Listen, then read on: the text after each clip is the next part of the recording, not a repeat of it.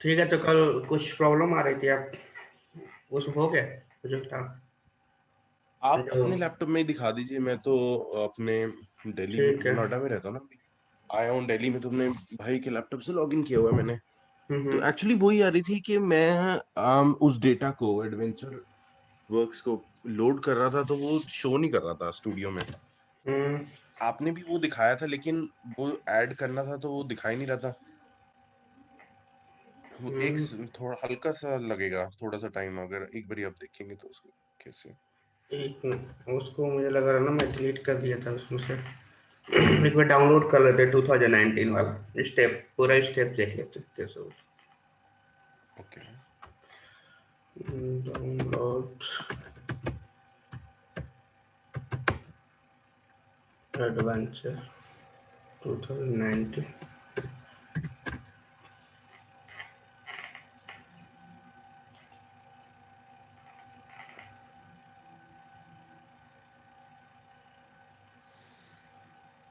तो यहाँ पे सारे दे रखा है, तो वो एडवेंचर वर्क 2019 वाला कर लेते हैं। तो इसी को डाउनलोड कर लेते हैं। तब तक टाइम लग रहा है, तब तक दूसरा।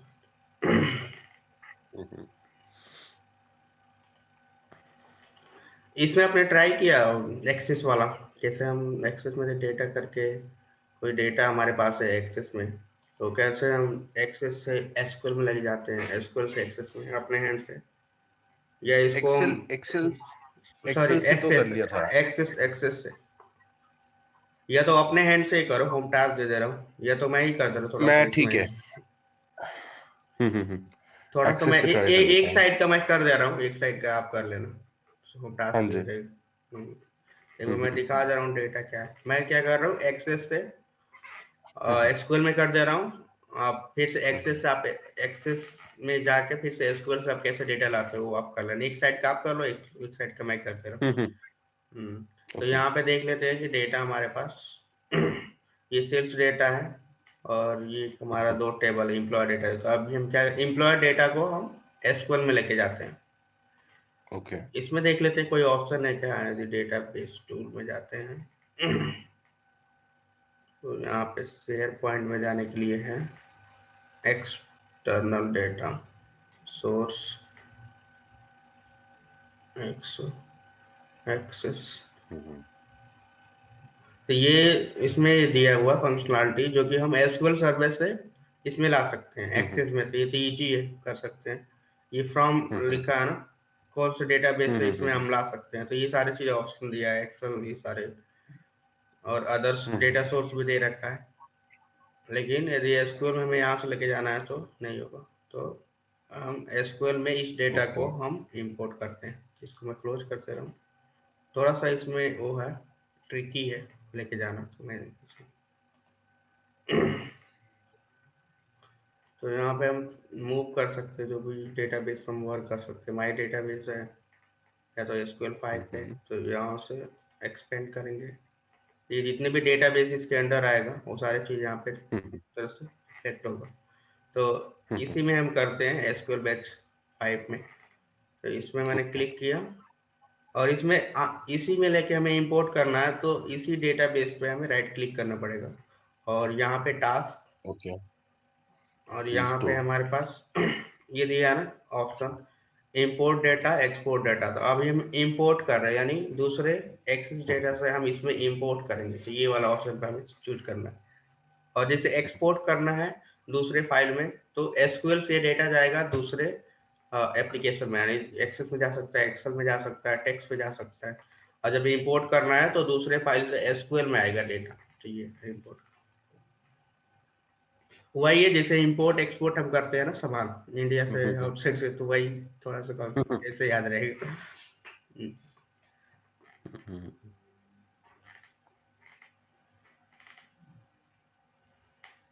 तो यहाँ पे वही ऑप्शन है जो प्रीवियस वाला हमने स्टेप्स किया था।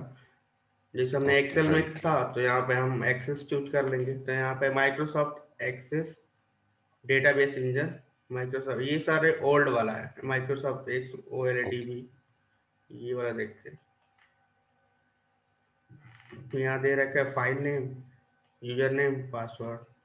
तो इस वाले में मुझे लग रहा है कि ऑनलाइन एक्सेसिबिलिटी भी ठीक है, क्योंकि हमारे पास पासवर्ड उसमें कई बार होता है ना कि एक्सेस में हम पासवर्ड लगा देते हैं, तो उसमें रहता है, यदि नहीं है तो वैसे ब्लैंक छोड़ सकते हैं। तो इस फाइल को जहाँ पे भी है उसको हम पाथ दे देते हैं। पहले मैं इसको कंट्रोल सी ब्राउज,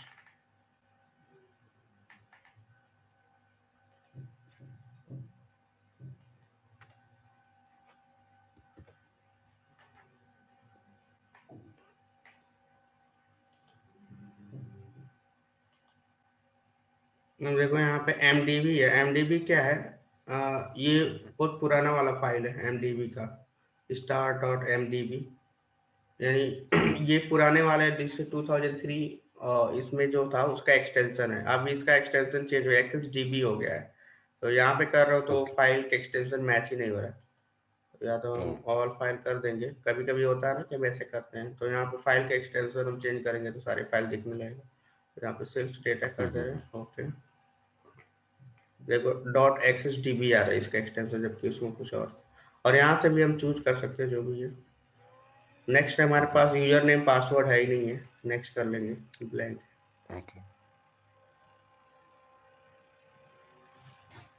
और ये कह रहा है यहाँ पे चूज डेस्टिनेशन, यानी कहाँ पे हमें लाना है उस डेटा को। तो हमें एसक्यूएल में ही लाना है, तो एसक्यूएल सर्वर क्लाइंट 11 होगा।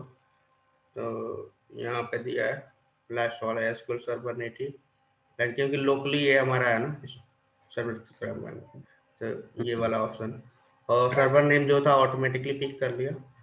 Use the window authentication, window का जो यूजर आईडी पासवर्ड है। और किस में जाना है यहाँ पे भी हम चेंज कर सकते हैं, जिसके डेटाबेस के अंदर लेके जाना है, एडवेंचर में लेके जाना है कि माई डेटाबेस में, एसक्यूएल बेस में, तो जो भी है उसके अकॉर्डिंग।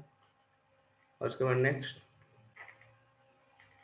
अब यहाँ पे फर्स्ट वाला ऑप्शन है, अभी क्वेरी हमें आता नहीं है तो फर्स्ट वाला ही ऑप्शन करेंगे, सारे डेटा आ जाए। जब क्वेरी आएगा तो उसके हिसाब से क्वेरी वाले। अब यहाँ पे जो भी डेटा था एक्सेस में, दो टेबल बना हुआ था, तो दोनों टेबल का यहाँ पे शो कर रहा है। तो हम यदि इसको करना है तो ये भी आ जाएगा, इसको करेंगे तो दोनों आ जाएगा। यानी जितने रहेंगे एक बार सेलेक्ट कर लेंगे तो सारे डेटाबेस, सारे जितने टेबल है ना, सब कुछ इसमें आ जाएगा एक बार में। तो ऑलरेडी ये बना हुआ सेल्स डेटा, तो पहले हमें ये चाहिए एम्प्लॉय वाला, तो इसको कर सकते हैं। और यहाँ पे मैपिंग करना वो भी कर सकते हैं, ऑप्शन नेक्स्ट। और उसके बाद नेक्स्ट, और उसके बाद फिनिश। तो जो भी है प्रोसेस यहाँ पे स्टेप्स, इंजन जो करेगा वो सारी चीज़ें आ जाएगी। इनिशियलाइज डेटा, तो जो भी स्टेप्स था सारी चीज़ें कंप्लीट हो गया, यानी आ गया क्लोज। तो अभी रिफ्लेक्ट नहीं होगा, क्योंकि यदि मैं देखता हूँ यहाँ पे ऑटोमेटिकली आ गया, क्योंकि इससे पहले वाले में जो था ना, ये भी जो 2019 है ना हमारे पास, तो इससे पहले जैसे 2012 था तो उसमें रिफ्रेश करने पे आता था, तो यहाँ पे इम्प्रूवमेंट हुआ है तो ऑटोमेटिकली आ जाता। तो यहाँ पे आगे इसको हमें चेक करना है, तो राइट क्लिक किया और यहाँ पे सिलेक्ट टॉप 1000 रो, ऑटोमेटिकली डिस्प्ले कर देगा कि क्या है डेटा। क्वेरी चल जाएगा, सिलेक्ट, ये क्वेरी है, उसके हिसाब से ये रन हुआ, ये रिजल्ट है।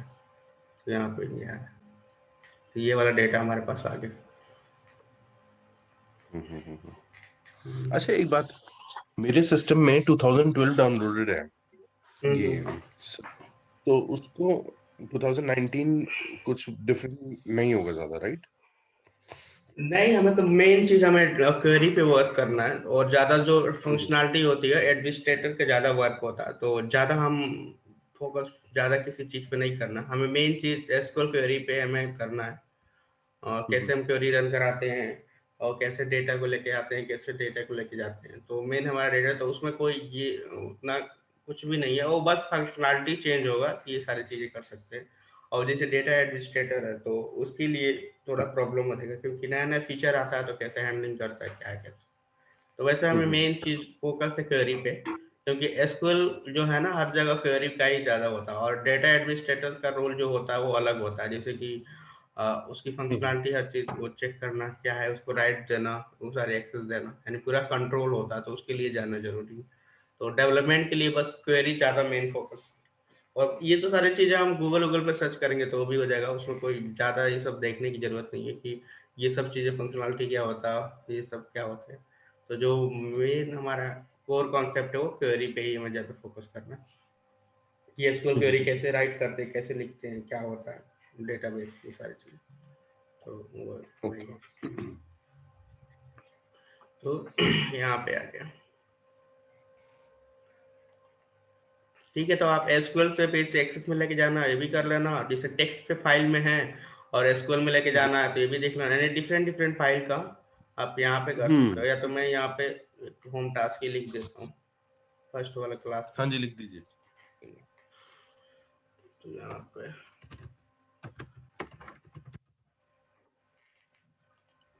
शेयर पॉइंट तो होगा नहीं आपके सिस्टम में, क्योंकि ऑपरेशनल सिस्टम में तो ज़्यादा होता नहीं है। तो होम टास्क में पहला असाइनमेंट ये कर लेते हैं। असाइनमेंट ये है शेयर पॉइंट है ऑफिस का। import data कह रहे हैं from शेयर पॉइंट क्या? text file in SQL।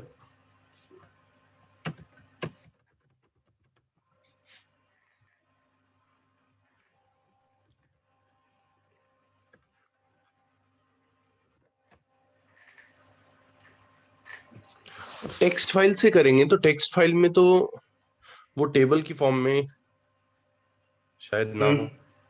कई बार होता है ना, बहुत सारे डेटा टेक्स्ट में ही आता है। एक बार ट्राई करना हो जाए। वो एक सारे ऑप्शन दिया ना इंपोर्ट एक्सपोर्ट वाला, तो यहाँ पे कर दे रहा हूँ। इंपोर्ट का हो गया, यहाँ पे एक्सपोर्ट डेटा फ्रॉम ठीक एसक्यूएल है। टू टेक्स्ट,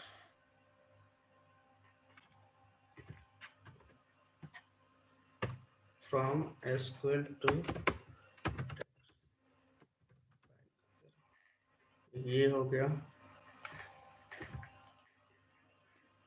और भी फाइल है, जितना आपको लगता है वो सारी चीज़ अपने हिसाब से थिंकिंग करके कर सकते हैं, ऐसा कोई दिक्कत नहीं। दूसरा ये हो गया, तीसरा ये हो गया। अब जैसे मान लो कि यहाँ पे टेक्स्ट हो गया फाइल, यहाँ पे सीएसवी फाइल भी हो गया, क्योंकि मैंने एक्सेल फाइल किया था। एक सीएसवी फाइल फॉर्मेट होता है, और तो यहाँ पे भी सीएसवी फाइल हो जाएगा। बहुत सारे फाइलें हैं, लेकिन बस वही सब सिंपल स्टेप्स, वही कुछ नहीं है। और भी कोई फाइल है आपको शेयर पॉइंट से करना है तो वो भी कर सकते हैं। तो यदि हो तो आप कर सकते हो, import data from text file share point से यहाँ पे कर सकते हैं।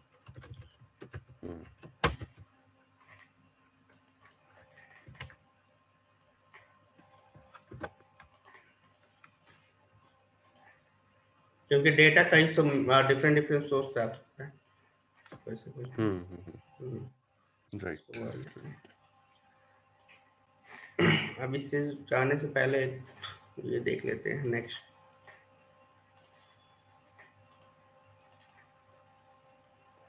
अब इसमें हमें क्लास में क्या क्या हमें करना है, यहाँ पे पार्ट 1 हमें क्या है, डेटाबेस डिजाइन। डिजाइनिंग का मतलब ये हुआ कि जैसे मान लो कोई हमारे पास एप्लीकेशन डेवलपमेंट करना, जैसे मान लो कि सिंपल से एग्जांपल लेते हैं, एक्सेस पे ही किया चाहे एक्सेल पे ही किया, एक इंटरफेस बनाया जैसे फॉर्म का। आपकी ये रिक्वायरमेंट है कि जो भी हम डेटा को फीड करूँ वो डायरेक्टली कहाँ पे जाए, एसक्यूएल में जाके सेव हो जाए, एसक्यूएल में डेटा जाके सेव हो जाए। तो उसके लिए हमें जैसे मान लो कि एक सिंपल से एग्जांपल लेते हैं, जैसे कि एम्प्लॉय डिटेल है, चाहे आपका कोई एंट्री हो रहा है, कोई प्रोसेसिंग हो रहा है, और उस डेटा को आप चाह रहे हो कि वो स्टोर हो जाए एसक्यूएल में। जैसे कई बार होता है ना, हम प्रोसेस करते हैं, क्लेम प्रोसेस करते हैं, फाइनेंशियल में बहुत सारे कुछ चीज़ें ऐसी करते हैं, टिकट का कोई टिकट हमने क्रिएट किया तो उसका डिटेल फीड करना होता है कि आपने क्या किया। कुछ ना कुछ हम प्रोसेस करते हैं तो उसका डिटेल कभी कभी रिक्वायरमेंट होती है फर्दर बिजनेस में। तो कभी कभी रिपोर्ट देखते हैं कि किसने कितना एंट्री किया, तो उस टाइप का डिटेल को यदि हमें एक्सेल में ना सेव करके वो जाके एसक्यूएल में जाके सेव हो, तो उसके लिए हमें डिजाइनिंग करना पड़ता है टेबल का। कि जैसे मान लो कि एक फील्ड है, जैसे एम्प्लॉय नेम, एम्प्लॉय डिटेल ही ले लेते हैं सिंपल एग्जांपल। जैसे एम्प्लॉय आईडी हो गया, तो आईडी के लिए हमें डिजाइनिंग करना पड़ेगा, क्योंकि आईडी क्या होता है, यूनिक होता है, तो उसके लिए हमें प्राइमरी की रखना पड़ेगा, जिसे कांस्टेंट लगाना पड़ेगा। उसके बाद से नेम हो गया, फुल नेम, टेक्स्ट टाइप है तो टेक्स्ट रखना पड़ेगा। एक तरह से टेबल को डिजाइनिंग, तो ये जो दो पार्ट आता है ना हमारा, ये डिजाइनिंग पार्ट में आएगा, कांस्टेंट और ये query DDL, DML, DCL, DQL query language. Okay. Basically क्या होता है कि हमें टेबल को डिजाइन करना पड़ता है, जो भी रिक्वायरमेंट होता है उसके बेस पे, जैसे टेबल को कैसे बनाते हैं और क्या क्या हमें देखना पड़ता है, रूल्स रेगुलेशन, उसके हिसाब से टेबल बनाना। तो ये डिजाइनिंग पार्ट हो गया। फिर से इम्प्लीमेंटेशन में हमारा TSQL हो गया, SQL प्रोग्रामिंग हो गया, जिसमें हम पढ़ेंगे join, store procedure, user defined function, view, index, grouping, pivot, unpivot. तो ये सब इम्प्लीमेंटेशन में आ गया। उसके बाद मान लो कि आपने क्वेरी लिख दिया, उसमें कुछ इशू आ रहा है और क्लाइंट की रिक्वायरमेंट ये है कि परफॉर्मेंस सही नहीं दे रहा है, बहुत ज़्यादा टाइम लग रहा है, उसको और ऑप्टिमाइज करो। हर हर जगह होता है प्रोसेस ऑप्टिमाइजेशन। किसी भी प्रोग्रामिंग है, प्रोग्रामिंग लिखे उसमें भी ऑप्टिमाइज, क्योंकि जितने से जितना लेस टाइम ले और अच्छे से रिजल्ट दे, एक्यूरेसी के साथ दे, तो वो सारी चीज़ें ये आ जाएगा ट्यूनिंग एंड परफॉर्मेंस पे, जिसमें हम इंडेक्सिंग का यूज करेंगे ऑप्टिमाइज करने के लिए यहाँ पे।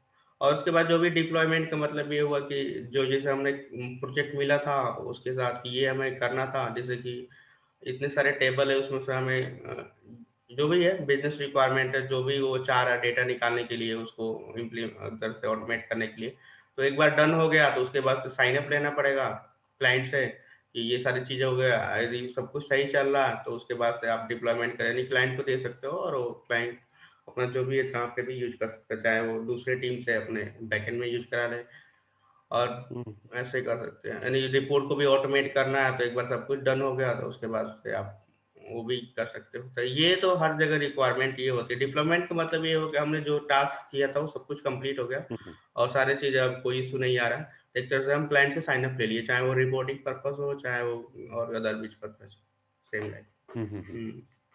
तो ये सारी स्टेप्स है यहाँ पे।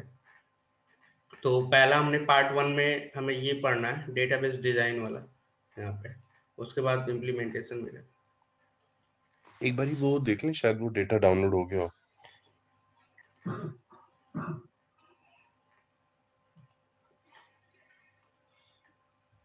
ये हो गया तो इसी को कर लेते हैं।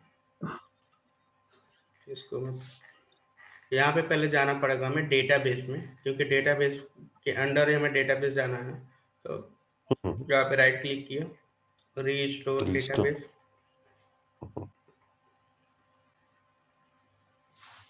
और सब कुछ डिफॉल्ट है, बस डिवाइस पे क्लिक करना है और जहाँ पे भी डेटा हमारा है तो वहाँ पे हमें करना पड़ेगा। तो यहाँ पे ऐड, अब जो पाथ है यहाँ पे, पाथ जहाँ पे है इसका पाथ हम सी,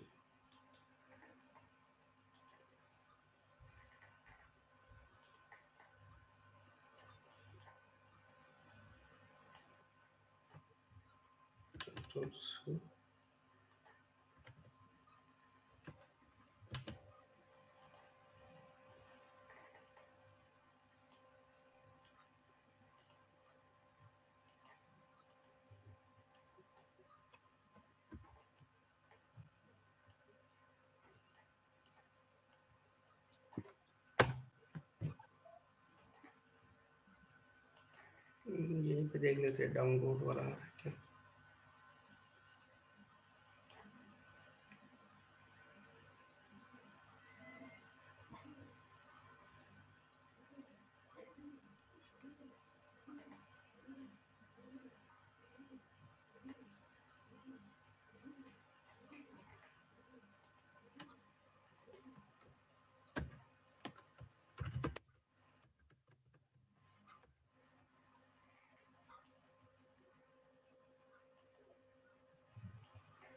तो मुझे लग रहा है ना इसमें ऐसे कर सकते हैं, इसमें पता ही नहीं चल रहा, तो बेस्ट यही सर्च। रहेगा। तो डी ड्राइव में ही डाल देते हैं, पता नहीं इसमें क्या कर ओके।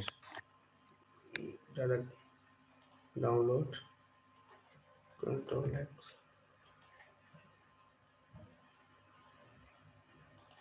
इसी में ही कर दे रहा हूँ जो हमारे पास एसक्यूएल में है ना, ट्रेनिंग क्लास। ओके।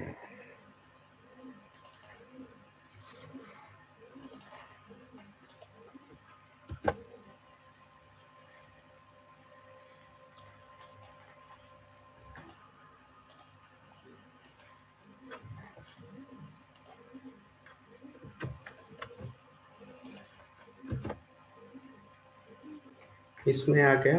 अब इसके बाद से जिससे इजी हो जाएगा हमारे लिए। अब इसका चाहे तो पाथ हम जो भी है कंट्रोल+C कंट्रोल+V। अब यहाँ पे आ गया एवेंचर वर्क, इसको मैंने अच्छा, सेलेक्ट किया। हाँ जी, ये ओके, तो कर लिया था मैंने। ओके, फिर ये यहाँ दोबारा पे कर आ दो। गया। ओके, ये अच्छा, डन हो ये गया। मेरे यहाँ शो नहीं हुआ था। ओके करना था उसमें, वैसे यहाँ पे भी ओके करना है। उस जगह ओके करेंगे हम्म। तो प्रोसेस होगा ना। अभी का जब प्रोसेस डन हो जाएगा तो चला जाएगा उसमें। अभी प्रोसेस हो रहा है, उसको इंपोर्ट कर रहा है जो भी डेटा था। हाँ जी, ये तो हो गया। ये डन हो गया एडवाइजर सक्सेसफुली। अब यहाँ पे चेक कर सकते हैं। अब ऑटोमेटिकली रिफ्रेश होकर आ गया और यहाँ पे देखेंगे तो सारे टेबल डेटा ये सब कुछ ओके। हम्म। अब जो भी एक्सरसाइज प्ले कर सकते हैं, क्या है कैसे है, उसमें से डेटा इसमें, उसमें से डेटा है इसमें, जो भी क्वेरी करेंगे ना तो हमारे लिए और ज़्यादा एक्सरसाइज हो जाएगी। क्योंकि बहुत सारे इसमें टेबल है तो जिससे हमारा हैंड्स ऑन होगा अच्छे से। ठीक है, हम नेक्स्ट मूव होते हैं। फर्स्ट वाला क्लास तो हो गया, नेक्स्ट वाला हम देखते हैं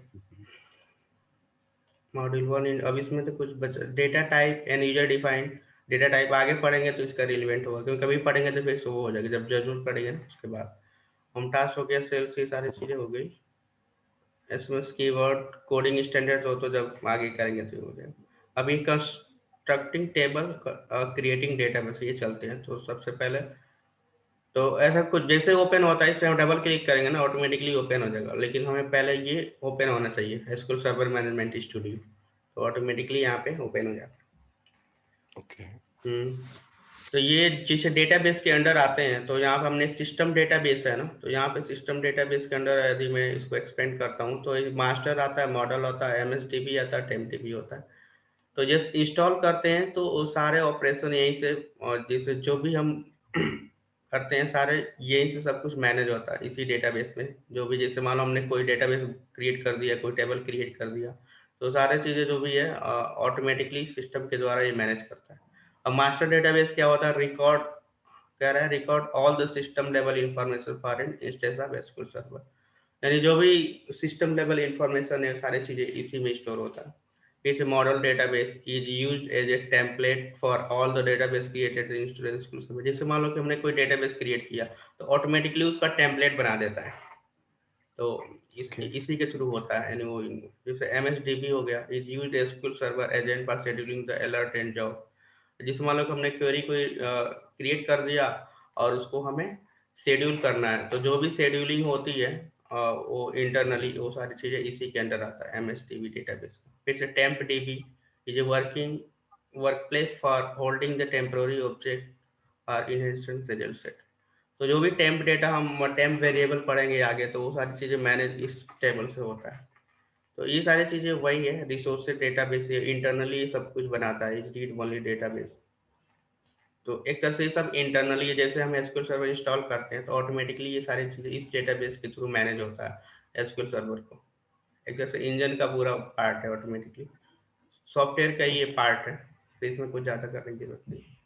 नेक्स्ट हमारा टाइप ऑफ कमांड।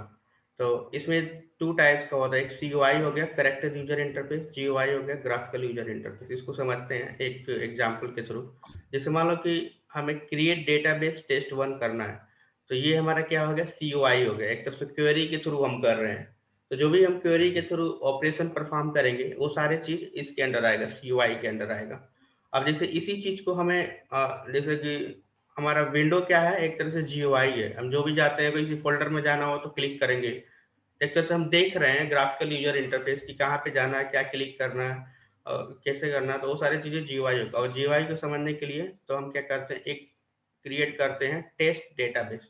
तो जीयूआई के फॉर्म में करेंगे तो कैसे करेंगे, तो डेटाबेस के अंदर यहाँ पे राइट क्लिक करेंगे और न्यू डेटाबेस करेंगे। तो ये हम जो भी ऑपरेशन ये कर रहे हैं, जो भी स्टेप्स फॉलो कर रहे हैं, ये हमारे जीयूआई के अंडर आएगा, क्योंकि हम ग्राफिकली कर रहे हैं ना, हम कोई कमांड के थ्रू नहीं कर रहे हैं। तो जैसे न्यू डेटाबेस मैंने क्रिएट किया, क्लिक किया न्यू डेटाबेस और उसका नाम दे दिया टेस्ट 1 यहाँ पे, और मैंने ओके कर दिया। तो ये हमारा क्या हो गया, हमने GUI के थ्रू किया, एक तरह से हमने डेटाबेस जो क्रिएट किया GUI के थ्रू क्रिएट किया। वही मैं इसके थ्रू करूंगा, test2 कर दिया, तो ये हमारा COI के थ्रू हो गया, यानी करेक्टर यूजर इंटरफेस।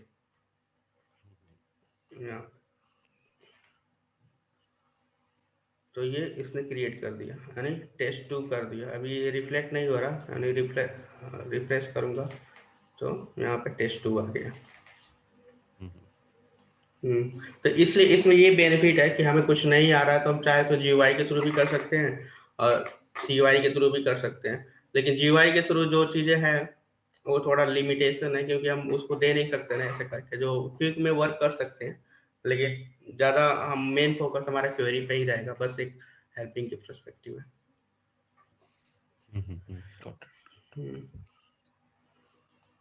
ये वाला आगे देखेंगे गो का क्या है। गो बेसिकली ये क्या होता है, बैच फाइल से जैसे मल्टीपल सिंटेक्स है तो बैच फाइल के फॉर्म में ये क्या करता है, एक्सिक्यूट कराता है। तो ये आगे इसको देखेंगे तो और बेटर समझ में आएगा। जैसे गो यहाँ पर दिया, go only use to SSM, it is not actual transact SQL, it is just tell SSM to send the SQL statement between each go individual batches sequence, यानी बैचेस एक तरह से फाइलें है, उसको ये क्या करता है, एक बार में ये क्या करता है, सेंड करता है एसएसएमएस को, बताता है कि ये हमारे पास क्वेरी है, इसको एक्सिक्यूट कराओ, बस और कुछ नहीं। एक तरह से सिंटैक्स है, कुछ नहीं है। तो जो भी हम पढ़ेंगे ये सारे सिंटैक्स है, एक तरह से प्रोटोकॉल है, एक तरह से बोल सकते हैं। जैसे हमारे पास कंपनी में पॉलिसी होती है ना कि हमें यही सारी चीजें करनी है, तो सिंटैक्स का मतलब यही हुआ कि जो भी सिंटैक्स नहीं फॉलो करेंगे तो एसक्यूएल जो सर्वर है उसको समझ में नहीं आएगा, चाहे प्रोग्रामिंग हो चाहे एसक्यूएल डेटाबेस हो, तो हमें सिंटैक्स को फॉलो करना पड़ता है। और जैसे प्रोटोकॉल को नहीं फॉलो करेंगे तो क्या होगा कि या तो हमें रिजल्ट नहीं मिलेगा या तो कुछ ना कुछ अलग मिलेगा, मतलब कुछ हमें कुछ भी नहीं मिलेगा। तो कहने का मतलब ये है कि सारे सिंटैक्स बेस है, यदि इस सिंटैक्स के बेस पे हम बात करेंगे, कम्युनिकेट करेंगे, तभी डेटाबेस इंजन को भी अंडरस्टैंड होगा। जैसे प्रोग्रामिंग में होता है, जो भी सिंटैक्स है यदि उसको नहीं फॉलो करेंगे, हम अपने तरफ से सिंटैक्स बना के लिखेंगे तो कोड ही नहीं एक्सिक्यूट होगा। सेम वे यहाँ पे भी हमारा फॉलो होता है, जो भी सिंटैक्स है उसी को हमें फॉलो करना है। ये सिंटैक्स है, व्हिच मींस कि अगर गो नहीं लगाते तो ये होता नहीं, गो नहीं डेटाबेस होता वो बनता ठीक है, नहीं। जैसे मान लो कि क्रिएट डेटाबेस है, क्रिएट की जगह हम कुछ और लिख देते, जैसे डेटाबेस है, डेटाबेस की जगह मैंने ये वाला लिख दिया, तब देखो ये हाईलाइट नहीं हो रहा ना, क्योंकि डेटा ये अपना सिंटेक्स हो गया। अब बता रहे इनकरेक्ट सिंटेक्स दिया, तो कहने का मतलब कि ये ऑलरेडी डिफाइन नहीं है अपने डेटाबेस इंजन में, क्योंकि इसको आइडेंटिफाई नहीं कर पा रहा, क्योंकि जो भी हम कीवर्ड लिखते हैं सारी चीजें क्या है, ऑलरेडी बिल्ड एसक्यूएल जो भी डेटाबेस में, राइट। जो जैसे उसको आइडेंटिफाई कर, जैसे जैसे मैंने किया था हाईलाइट नहीं है, जैसे ब्लू है, ब्लू का मतलब कि एक तरह से ऑलरेडी इनबिल्ट है ये कीवर्ड। अब जैसे ऐसे लिखूंगा, अब इसको मैं एक्सिक्यूट भी कराऊंगा तो ये एरर आएगा। अब जैसे मान लो कि इसको एक्सिक्यूट कराता हूँ, तो ये कह रहा है ना कि unknown object type database used in create drop and statement बता रहा है, वो यूज और एक करें। बारी गो को हटा के तभी एक्सिक्यूट हो जाएगा। मैं गो का हटा दे रहा हूँ, हो और जाएगा। दूसरा अच्छा। 1 मिनट मैं ऐसे कर रहा हूँ, ये ठीक है, ड्रॉप करते हैं। तो जैसे मान लो कि अभी तो हमने क्रिएट किया, क्रिएट ड्रॉप करना डेटाबेस, है। अब इसी चीज को ड्रॉप करना है, तो यहाँ पे हम लिख सकते हैं डबल, हमेशा एक तरह से अपर केस में लिखेंगे तो सही रहेगा, हमेशा अपर केस में लिखते हैं, जैसे यहाँ पे DROP ड्रॉप। अब क्या ड्रॉप करना है, डेटाबेस, और डेटाबेस कौन सा ड्रॉप करना है, तो ये हम जैसे कि test2 है ना, तो इसको हम ऐसे लिख सकते हैं, यानी इसको अपर केस में भी लिखेंगे तो भी चलेगा, क्योंकि केस सेंसिटिव नहीं होता, ये ओके। नॉन केस सेंसिटिव होता है। तो यानी यहाँ पे कोई ये मतलब नहीं कि आपने लोअर केस लिख दिया तो नहीं चलेगा, अपर केस लिख नहीं, लोअर केस में लिखोगे तो भी चलेगा, कैसे भी लिखोगे तो भी चलेगा। यहाँ पे केस सेंसिटिव नहीं है, नॉन केस सेंसिटिव है स्कूल में। तो जैसे मान लो कि हमने यहाँ पे TAST2, तो ये हमने अपर केस में लिखा तो भी ये ड्रॉप कर देगा इसको, क्योंकि यहाँ पे केस सेंसिटिव नहीं होता। तो किया, और गो का मैंने यूज नहीं किया, और यहाँ पे माई डेटाबेस है तो कुछ भी जरूरत नहीं है, मैंने ये किया तो देखो कंप्लीशन ये ड्रॉप कर दिया। अब इसको रिफ्रेश करके देख सकते हैं कि क्या हुआ, तो देखो यहाँ पे नहीं है, टेस्ट 2 वाला खत्म हो गया, क्योंकि ये फर्क नहीं पड़ता है आप लोअर लिख रहे हो अपर लिख रहे हो तो कैसे भी लिखते हैं। इसीलिए हमेशा रिकमेंडेशन है कि आप अपर केस में लिखो, क्योंकि उसका कोई फर्क नहीं है, केस सेंसिटिव नहीं है। एक क्वेश्चन, तो मतलब जैसे हमने ड्रॉप में गो नहीं लिखा तो गो के बिना भी हो गया, हाँ हाँ। ठीक है। दूसरा अगर हम एग्जीक्यूट पे ना करके क्या करना पड़ेगा इस पे, अगर की से करें तो? F5 करेंगे ना, तो यहाँ पे अच्छा, कंट्रोल एग्जीक्यूट, F5। जैसे यहाँ पे हम हाईलाइट कर रहा हूँ तो यहाँ पे F5 आ रहा ठीक है। है। तो ये basically drop the database, database name, तो ये सब सिंटैक्स है। जिसे ड्रॉप करना है तो ड्रॉप डेटाबेस, और डेटाबेस जो भी ड्रॉप करना है नेम हो गया। तो ये ज़्यादा हमें रिमेंबर करने की जरूरत नहीं है, वो जैसे जैसे क्वेरी करेंगे ऑटोमेटिकली बस हमें समझना है कि कैसे एग्जीक्यूट हो रहा है, क्या कैसे हो रहा है। और बाकी जब जरूरत पड़ेगा तो ये सारी चीज़ मैं दे ही दूंगा जो भी है। वो बस आपको कोड कॉपी करना है, चाहे गूगल से भी सर्च करना है, आपको अंडरस्टैंडिंग हो रहा है और उसके हिसाब से आप इम्प्लीमेंट कर सकते हैं। तो इतने राइट। सारे चीजें कोई किसी को याद थोड़ी रहता, बस ये है कि सिचुएशन कब आता, कौन सा सिचुएशन में क्या यूज करना, ये सब चीजें हमें जानना है बस। राइट। और नेक्स्ट वाला देखते हैं। ये तो हमारा डेटाबेस क्रिएट करने के लिए हो गया। अब डेटाबेस के अंदर हमारा टेबल आता है, तो टेबल वाला भी पार्ट देख लेते हैं। Create constructing the table, double click किया तो यहाँ पे आ गया। अब यहाँ पे सिंटेक्स है, ये सिंटेक्स यहाँ पे लिखा हुआ है। टेबल को क्रिएट करने के लिए सिंटेक्स ये है। यदि आप यहाँ पे जाते हो और लिखते हो क्रिएट टेबल इन एसक्यूएल,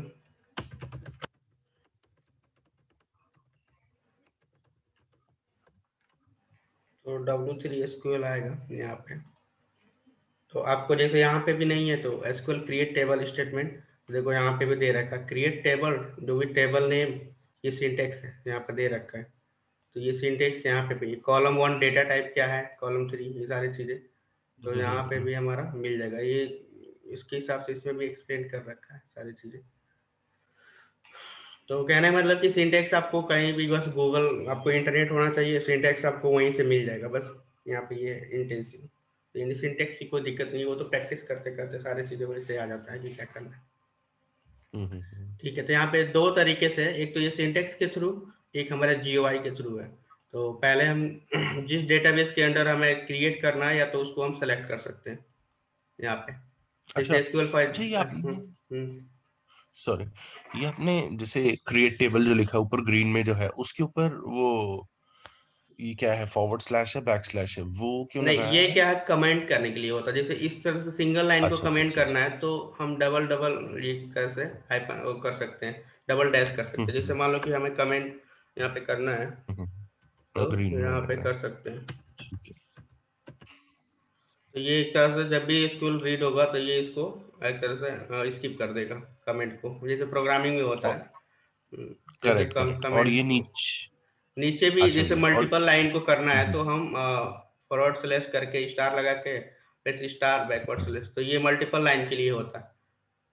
तो कमेंट। इसको अच्छा, ठीक है, ठीक है, ठीक है। और इसके बाद सिंटेक्स ये है हमारा, सिंटेक्स ये इसी को फॉलो करना है। क्रिएट टेबल, तो क्रिएट टेबल रहेगा ही है, लेकिन अपने हिसाब से टेबल का नेम क्या है तो ये रख सकते हैं। यहाँ पे पर्सनल टेबल एक बना रहे हैं, अब इसमें पर्सन आईडी इंटीजर टाइप का हो गया, लास्ट नेम वर्कर टाइप का हो गया, फर्स्ट नेम वर्कर हो गया। अब ये डेटा टाइप हमें जानना है कि ये क्या क्या होता है, तो इसके लिए हमने यहाँ पे इंट्रोडक्शन में डेटा टाइप, यूजर टाइप, बस एक रेफर करना है कि कितना इसका रेंज होता है, कितना रख सकते हैं। राइट। तो यहाँ पे सारे तो डेटा टाइप वार्का। इसमें हैं। तो पहले हमने इंटीजर रखा था, एक बार देख लेते हैं कि क्या हमने। तो सबसे पहले हमारा पर्सन आईडी, तो जो भी पर्सन आईडी रहेगा एक तरह से नंबर टाइप रहेगा, तो इसीलिए हमने इंटीजर रखा। यदि इंटीजर हम देखते हैं इसमें डॉक्यूमेंट में, तो यहाँ पे देखो, यहाँ पे लिखा है ना इंटीजर, तो इसकी रेंज कहाँ तक कहाँ से होता है, -2 कैरेट 31, तो इसका मतलब 21 लाख समथिंग ये इतना रेंज होता है। तो माइनस तक जाएगा और ये प्लस तक जाएगा, तो इसके रेंज तक इतना ये कर सकते, इसकी इतने रेंज है। तो इसके अंडर तो जितना इतने तक ये जा सकता है, इससे बाहर जाएगा तो आउट ऑफ रेंज जाएगा। तो इस जो भी है, जो रिक्वायरमेंट है उसके हिसाब से हम चूज कर सकते डेटा टाइप।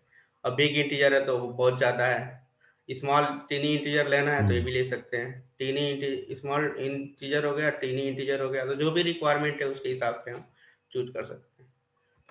तो वही सब कुछ है यहाँ पे। तो इंटीजर चाहिए, चाहे तो हम टीनी इंटीजर भी लिख सकते हैं, इंटीजर है। लास्ट नेम वर्कर 255, यानी वर्कर यहाँ पे देखना है कि वर्कर क्या करता है, क्या है, इसका कितना डेटा रेंज है। तो यहाँ पे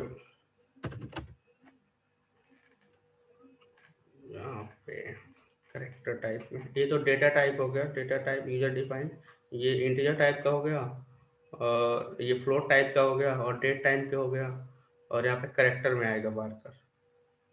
तो यहाँ पे लिखा है ना वर्कर एंड मैक्स, इसका मतलब max indicate a maximum storage of 231 byte, number सब character actually store in byte. तो इसका मतलब ये हुआ कि 2 पे 31, तो इसका मतलब ये हुआ 2 मल्टीप्लाई 31 जीरो होगा, यानी 1 और 31 जीरो से मल्टीप्लाई का उतना रेंज जाएगा करेक्टर का, यानी 2 पे ओके पावर 31 है, तो इसका मतलब यही हुआ कि 2 को 31 के पावर का वही हो जाएगा 31 जीरो, यानी ज़्यादा, जैसे 21 लाख वो था तो उतना रेंज जाएगा, बहुत रेंज जाएगा, तो मैक्स हो गया। और यहाँ पे एन दिया है, नंबर सब करेक्टर है, और मैक्सिमम ये है। तो वार्कर बेसिकली इसलिए यूज करते हैं क्योंकि जैसे मान लो कि हमने वार्कर का लेंथ दिया 10, लेकिन हमारा जो भी स्पेस ऑक्युपाइड हुआ कितना हुआ 5, तो वो क्या करेगा कि 10 को क्या करेगा, वो ऑक्युपाइड नहीं करेगा, वो रिलीज कर देगा मेमोरी एसक्यूएल के लिए, यानी दूसरा कोई वेरिएबल यूज हो जाए। तो एक तरह से डायनेमिकली वर्क करता है, जैसे 10 स्पेस हमने यहाँ पे कर दिया, यहाँ पे देखते हैं एसक्यूएल में ज्यादा समझ में आएगा। जैसे वार्कर हमने 255 लिखा, लेकिन लास्ट नेम हमारा कितने करेक्टर में हो जाएगा, मान लो कि ये 5 करेक्टर में हो गया, लेट्स एग्जांपल। तो जो हमारा 200 जो बच रहा है ना स्पेस, ये एसक्यूएल को एक तरह से वो रिलीज कर देगा मेमोरी कि दूसरे यूज करेगा, इससे क्या होगा, परफॉर्मेंस हमारा बढ़ जाता है। अब जैसे केवल करेक्टर में लिखूंगा तो क्या करेगा, जैसे 10 करेक्टर, एक और होता है डेटा टाइप करेक्टर, जैसे यदि मैं यहाँ पे करता हूँ, यहाँ पे अच्छा होता है वार्कर ना, मतलब वेरिएबल करेक्टर, मतलब ये नंबर भी हो सकता है ये और डेटा टाइप है, ये सब ये क्या है, एक तरह से डेटा टाइप है, किस टाइप का, किस डेटा टाइप हमें यूज करना है, किसके लिए, किस फील्ड के लिए। तो पर्सन आईडी हमेशा नंबर में होता है, तो इसीलिए इसको नंबर हमने करेक्ट दिया। लास्ट नेम हमारा किस में लिखते हैं, हम टेक्स्ट में लिखते हैं ना, जैसे कि किसी का नाम है दीपक सिंह, तो दीपक और सिंह ये क्या हो गया, करेक्टर में हो गया, एक तरह से टेक्स्ट में हो गया, टेक्स्ट के फॉर्म में। तो टेक्स्ट है तो text kind of data type हम यूज करना पड़ेगा, तो टेक्स्ट में क्या होगा, अच्छा वार्कर आएगा। तो ये डेटा टाइप है। ओके जैसे फर्स्ट नेम है तो भी वार्कर है, क्योंकि वो भी हमारा टेक्स्ट है ना, टेक्स्ट में, नंबर में तो हम लिख नहीं रहे हैं। सिटी है तो वो भी हमारा राइट टेक्स्ट में है। तो वैसे मनी है तो मनी डेटा टाइप आएगा, क्योंकि मनी जो है वो ज्यादा जैसे होता है उसी के अकॉर्डिंग हमें चूज करना पड़ता है मनी का भी। तो यहाँ पे आप देख सकते हो कि मनी का कितना रेंज है, बस हमें यहाँ पे रेंज देखना और कुछ नहीं, कि कितना तक स्टोर कर सकते हैं। तो वही सारी चीजें ऊपर है, मनी का देख लेते हैं। ये तो हो गया इंटीजर, फ्लोट, बिग इंटीजर, यहाँ पे है मनी। ये तो रहा similar but similar that is, तो इतनी सारी चीजें ये है। तो 19 और कमा 4 का मतलब 19 हो गया हमारा होल नंबर, 4 का मतलब डेसिमल के बाद जो ये 4 डिजिट। तो इस तरीके से ये रेंज है, इतने रेंज तक स्टोर कर सकता है मनी डेटा टाइप, यानी इतना भी उस फील्ड में यदि नंबर आता है तो भी ये कुछ प्रॉब्लम नहीं होगा। तो अभी देखते हैं, आगे पढ़ते हैं तो जाकर और समझ में आएगा। तो ये सब डेटा टाइप है। तो जैसे पर्सन आईडी इंटीजर टाइप का हो गया, लास्ट नेम वार्कर हो गया, फर्स्ट नेम वार्कर हो गया। आगे पढ़ेंगे डिफरेंस क्या होता है करेक्टर वार्कर में। तो अभी okay first name worker, city worker, salary हमारा मनी हो गया, type data type, date of birth हमारा डेट टाइम में हो जाएगा, और each senior citizen okay bit हो गया, यानी ट्रू फॉल्स में। अब देखोगे बीट क्या होगा, ट्रू फॉल्स में आएगा। तो यहाँ पे बीट ट्रू और फॉल्स, यानी सीनियर सिटीजन है तो ट्रू, नहीं है तो ट्रू और फॉल्स में है, तो इसीलिए हमने बीट वाला डेटा टाइप ठीक है लिया। इसके बाद से हमें क्या करना, जैसे कि हमें केवल इतना ही क्वेरी को रन कराना, तो इसको हमें बस सेलेक्ट करना है और F5 प्रेस कर दो, या तो यहाँ पे क्लिक कर दो। और जैसे माई डेटाबेस है तो आप ऐसे भी कर सकते हो, यहाँ पे इसको सेलेक्ट कर लो, जिसमें भी रन कराना है हमें एसक्यूएल बैच 5 पे रन कराना, ये हो गया। और नहीं तो ऐसे कर सकते हैं, एसक्यूएल बैच 5 है तो यहाँ पे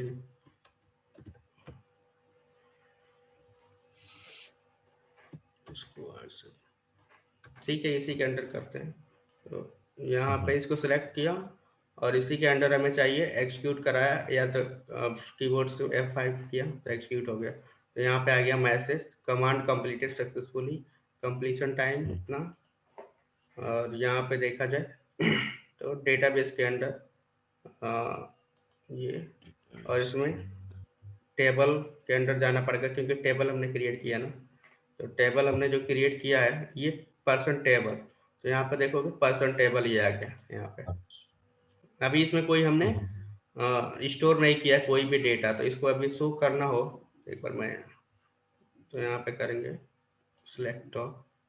यहाँ पर देखो इसमें कुछ भी डेटा नहीं है, बस हमने एक टेबल डिजाइन किया है और कुछ हमने डेटा नहीं रखा है। यार अब इसी चीज को हमें GUI के थ्रू करना है तो कैसे करेंगे? सिलेक्ट, जैसे ये तो हमने ये किया, select star from person table, इसका मतलब ये हुआ स्टार का मतलब कि सारे जितने कॉलम है वो आ जाएगा। और एक तरह से एक कमांड है, क्वेरी है, जो कि पूरा डेटा को डिस्प्ले कराने के लिए, ऐसा किया एक्सिक्यूट करा तो ये सारी चीजें आ गए। ठीक है जी। या तो कॉलम नेम भी दे सकते हैं, या तो स्टार कराएंगे तो सारे कॉलम को डिस्प्ले कर देगा, जो भी डेटा होगा इसके अंदर टेबल के अंदर ये कर देगा। अब यहाँ पे DBO है, डेटाबेस ओनर, तो ये क्या होता है? स्कीमा होता है। तो जैसे बाय डिफॉल्ट ये स्कीमा होता है, जैसे हम टेबल क्रिएट करते हैं तो ये by default schema SQL server के थ्रू आता है। या तो हम इस स्कीमा को चेंज कर सकते हैं, तो ये आगे देखेंगे कैसे स्कीमा को चेंज करते हैं और क्या बेनिफिट होता है स्कीमा को लगाने से, तो ये सारी चीज़ आगे देखेंगे। फिलहाल के लिए जैसे हम कोई भी टेबल क्रिएट करते हैं बाय डिफॉल्ट ये स्कीमा आ जाता है।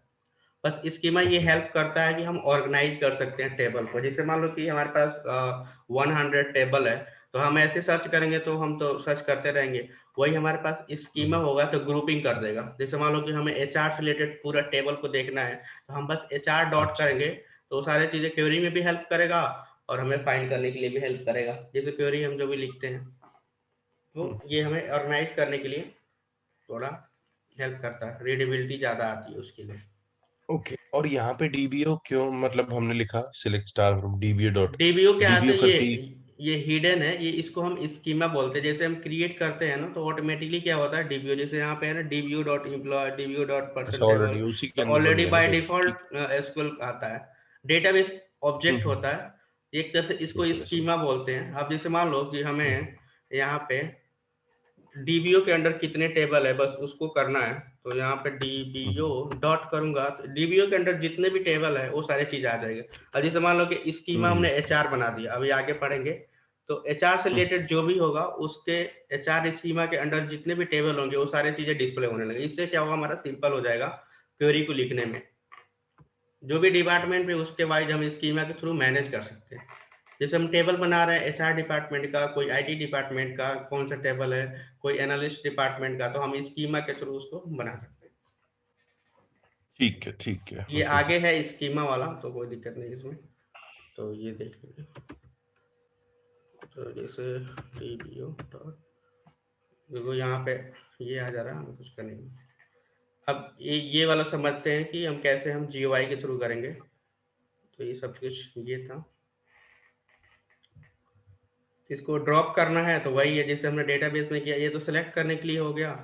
और ड्रॉप टेबल करने के लिए तो ड्रॉप टेबल, और जो भी टेबल को ड्रॉप करना है पर्सन टेबल, तो इसको हम ड्रॉप टेबल पर्सन, और यहाँ पे एक्सिक्यूट करा देंगे, ड्रॉप हो गया। तो यार इसको रिफ्रेश करेंगे तो ये डिलीट कर दिया टेबल को, रिफ्रेश। तो और यहाँ पे गए तो पर्सन वाला टेबल है नहीं क्योंकि हमने ड्रॉप कर दिया। ठीक है, अब नेक्स्ट हमारा ये है कि हम कैसे GUI के थ्रू इसको क्रिएट करते हैं। तो GUI के थ्रू भी हम कर सकते हैं। जैसे मान लो सिंटेक्स हमें नहीं है, अभी पता नहीं है, चलो सिंटेक्स देखते हैं। तो जल्दी जल्दी में हमें एडहॉक वर्क करना है, कोई दिक्कत नहीं, तो हम GUI के थ्रू भी कर सकते हैं। इसमें फंक्शनलिटी दे रखा है, राइट क्लिक किया, न्यू, अच्छा, यहाँ पे टेबल दिया हुआ। ओके। तो यहाँ पे जो भी कॉलम है जैसे हमने दिया, तो पर्सन आईडी। अब डेटा टाइप क्या है तो यहाँ पे चूज कर सकते हैं। जैसे पर्सन आईडी इंटीजर था तो यहाँ पे हमें इंटीजर चाहिए, क्या चाहिए, वो सारी चीजें जो भी है कर सकते हैं। तो अच्छा, INT इंटीजर आ गया, यहाँ पे कर लेंगे। अब अलाउ नल, नल का मतलब जैसे कि मान लो कोई रिकॉर्ड हम इंसर्ट कर रहे हैं तो क्या नल अलाउ करे, तो नल अलाउ करेगा तो हम चेक मार देंगे, यदि नल नहीं अलाउ करे तो हम अनचेक कर देंगे। तो ये आईडी है, तो हम नहीं चाहते हैं कि कोई नल जाए, कोई वैल्यू ब्लैंक जाए, तो इसको हम अनचेक कर सकते हैं। तो आपके रिक्वायरमेंट पे डिपेंड करता है, ऐसा कुछ भी नहीं है। अब पर्सन आईडी हो गया, और यहाँ पे हम कर सकते हैं first name, last name, first name, और यहाँ पे एन करेक्टर है, चाहे वार्कर है, जो भी है डेटा टाइप का, हमें जो भी आइडिया हो उसके हिसाब से। तो मोस्टली हम वार्कर ही यूज करते हैं, क्योंकि ये थोड़ा ऑप्टिमाइज करता है। वार्कर 50 हो गया, और ये नल वैल्यू अलाउ करें नहीं करें। लास्ट नेम कर सकते हैं, कई बार लास्ट नेम नहीं होता है ना, तो उसके हिसाब से लास्ट नेम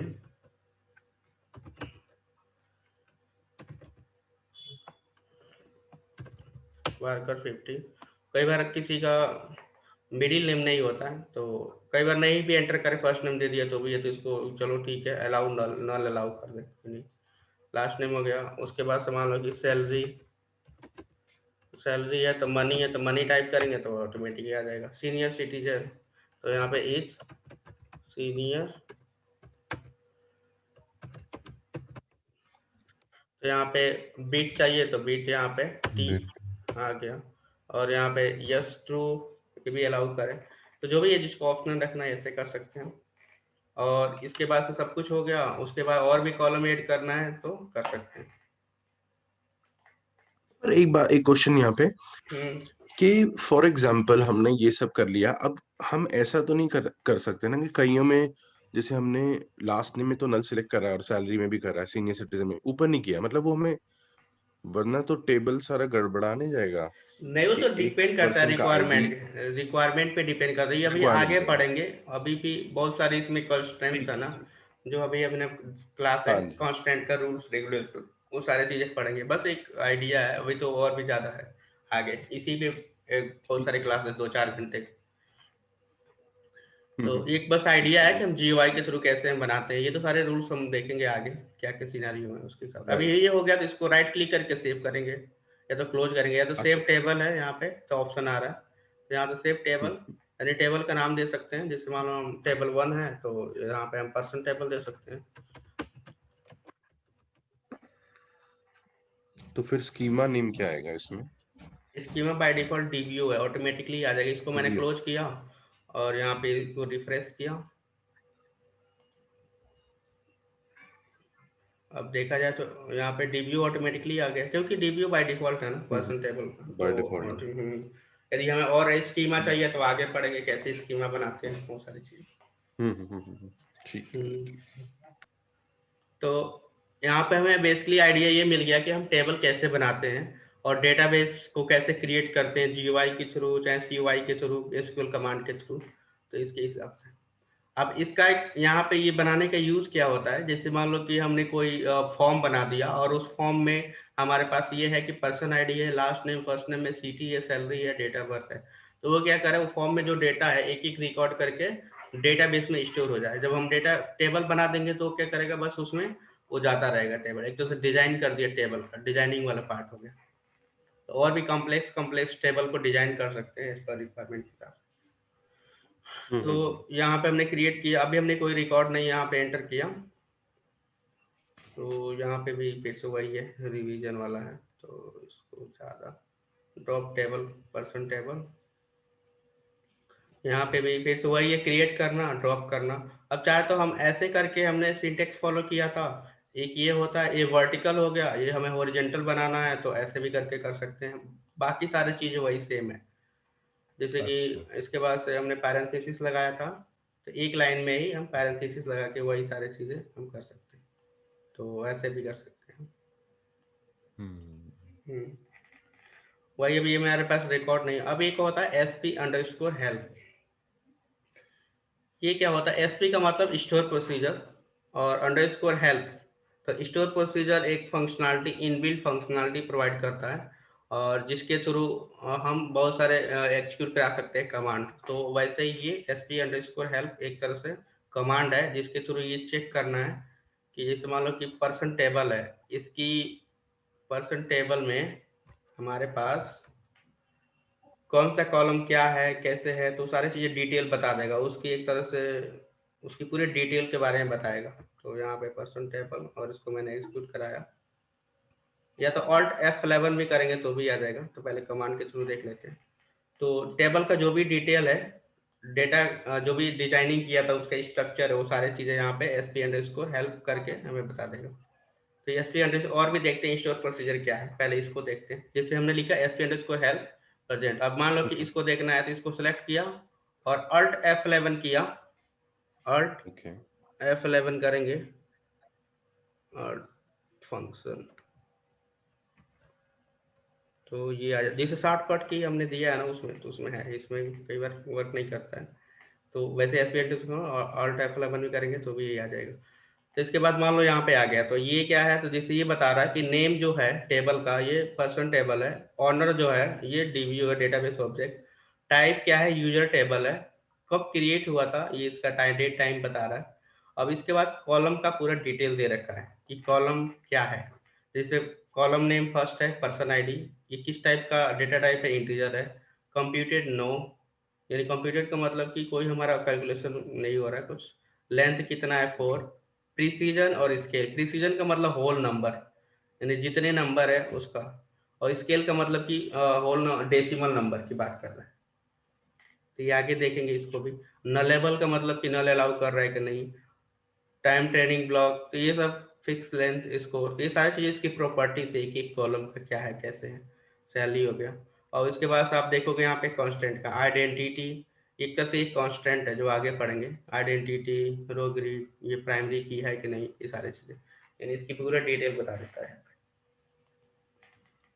तो अब इस एसपी हेल्प में और फिर आगे क्या देंगे हम, टेबल नेम, पर्सन टेबल क्या था, टेबल का नाम, टेबल नेम, तो जो फिर भी टेबल हमने बनाया था। प्रॉपर्टीज बता देंगे, हम्म टेबल की प्रॉपर्टीज बता देगा इसे। हाँ, टेबल का डिटेल बता देगा कि उसकी कॉलम में कौन सा डिटेल डेटा बता देगा, टाइप, पूरा उसकी स्ट्रक्चर का डिटेल क्या ठीक है, है, इंफॉर्मेशन ठीक पूरा।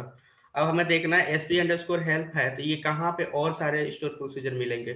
तो आप यहाँ पे देखते हैं, जैसे कि ये SQL बैच, ये 5 है ना डेटाबेस, इसके अंडर हमारे पास स्टोर प्रोसीजर प्रोग्रामबिलिटी है ना ये वाला, तो इसके अंडर इसको एक्सपेंड करते हैं और यहाँ पे लिखा है ना स्टोर प्रोसीजर, यहाँ पे। हम्म तो ये store procedure, system store procedure अभी हमने कोई नहीं बनाया, हम भी बना सकते हैं अपना ओन स्टोर प्रोसीजर, लेकिन अभी आगे क्लास में। तो ये सिस्टम से बहुत सारे स्टोर प्रोसीजर इनबिल्ट बना हुआ है, तो इसी सिस्टम का हमने यूज किया। तो इसको मैं एक्सपेंड करता हूँ, तो ये 300 प्लस स्टोर प्रोसीजर है, अब पता नहीं कितना है लेकिन 300 से भी ज़्यादा स्टोर प्रोसीजर है इस पर रिक्वायरमेंट।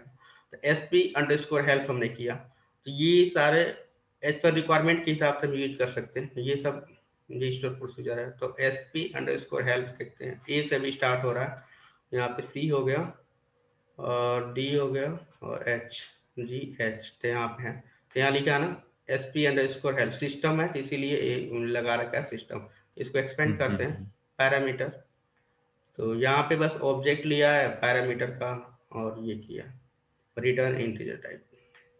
तो यहाँ पे sp_help, तो यहाँ पे ये सब पैरामीटर है। एन वार्कर जो भी है, एक तरह से एन वार्कर का मतलब कि करेक्टर टाइप का टेबल नेम लेता है और उसके बाद से ये रिटर्न करता है जो है रिटर्न इंटीजर, ये सारी चीज़ें तरह से डिस्क्रिप्शन देता है। तो ये सब क्या है, हमारा इनबिल्ट स्टोर प्रोसीजर है, यानी हम इसको बस कॉल करके हम यूज कर सकते हैं, एक तरह से कमांड है एक कर। और भी जितने हैं सारे, बहुत सारे कमांड है, तो आगे जो भी रिक्वायरमेंट होगा उसके अकॉर्डिंग हम यूज कर सकते हैं। तो ये इतने सारे इतने हैं, तो इतना कोई याद थोड़ी करेगा, जब जरूरत पड़ेगा तो उसके हिसाब से वो यूज करना है। तो इसको हर चीज़ याद करने की जरूरत नहीं है, इतने सारे चीज़।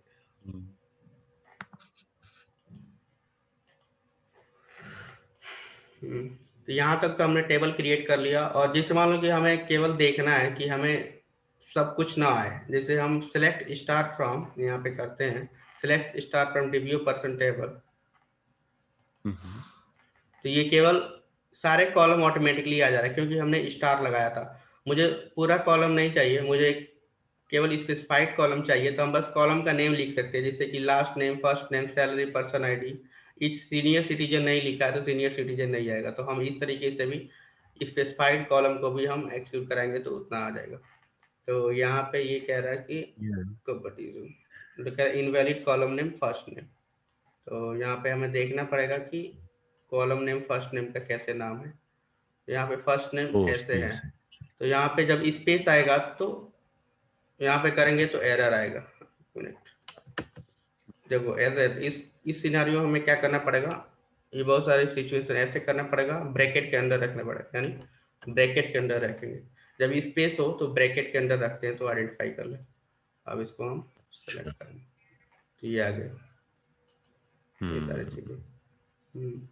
तो अभी हमने टेबल डिजाइन किया था, और अभी आगे जब बढ़ेंगे ना कॉन्स्टेंशन वाला में, नेक्स्ट क्लास में, तो उसमें हम करेंगे। अब यहाँ पे क्या है, इसकी क्रिएटिंग द स्कीमा। अभी हम देख रहे थे ना स्कीमा कैसे क्रिएट करते हैं, कह रहा example of creating table with schema, ये सिंटेक्स है, यानी कैसे हम स्कीमा के साथ टेबल क्रिएट करते हैं। अभी हम केवल टेबल क्रिएट करने की बात करें, आगे हम insert record detail DML DCL पढ़ेंगे, तो उसमें हम कैसे इंसर्ट करते हैं डेटा वो आगे पढ़ेंगे। तो अभी हम केवल फोकस करते हैं कि हम टेबल को कैसे क्रिएट करते हैं।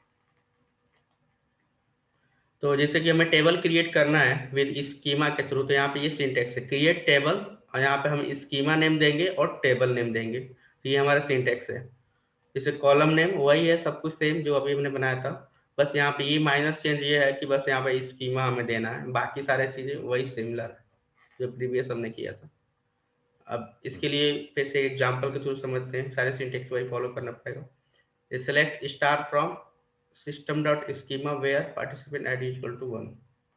तो एक बार इसको कराते हैं, तो इसका मतलब ये हुआ, सिलेक्ट इसको हम ये कर लेते हैं,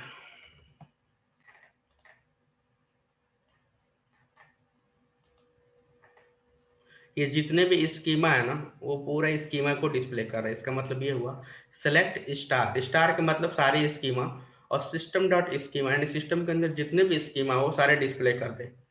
तो यहाँ पे जितने भी सिस्टम के अंदर स्कीमा है, जैसे डीवीओ पहले वन था, स्कीमा आईडी प्रिंसिपल आईडी, तो इसका ये आ गया। फिर से guest information schema system DBO owner, ये सारी चीजें क्या है, स्कीमा है, सिस्टम स्कीमा है। तो हमें केवल फिल्टर करना है, केवल डीबीओ वाला स्कीमा करे, तो इसीलिए हमने वेयर क्लॉज लगाया था। वेयर क्या करता है, फिल्टरिंग करता है, और जो भी पार्टिसिपेंट आईडी, तो ये क्या हो गया, कॉलम हो गया ये वाला, इक्वल टू 1, हमने क्राइटेरिया दिया 1, यानी प्रिंसिपल आईडी में जो भी हमारा 1 मैचिंग हो बस उसी को ही डिस्प्ले कराए। तो इसीलिए वेयर यहाँ पे लिखा है। वेयर वेयर क्या है, क्लॉज होता है, और ये कॉलम है, कॉलम में जो 1 है इक्वल हो बस उसी को क्या करें, डिस्प्ले करें। यानी मान लो कि प्रिंसिपल आईडी में 1 कौन कौन सा है, 1 केवल एक ही है, तो ये जो मैचिंग हो रहा है बस इसी को क्या कर रहा है, डिस्प्ले कर रहा है, तो इसीलिए ये डिस्प्ले कर रहा था यहाँ पे वेयर। तो एक तरह से फिल्टर करने के लिए, तो इसको मैंने रन कराया ये, तो पहले तो ये पूरा रन कराया, और फिर से ये भी देखेंगे कैसे हमारा सिंटेक्स रन होता है, आगे सारी चीजें हैं।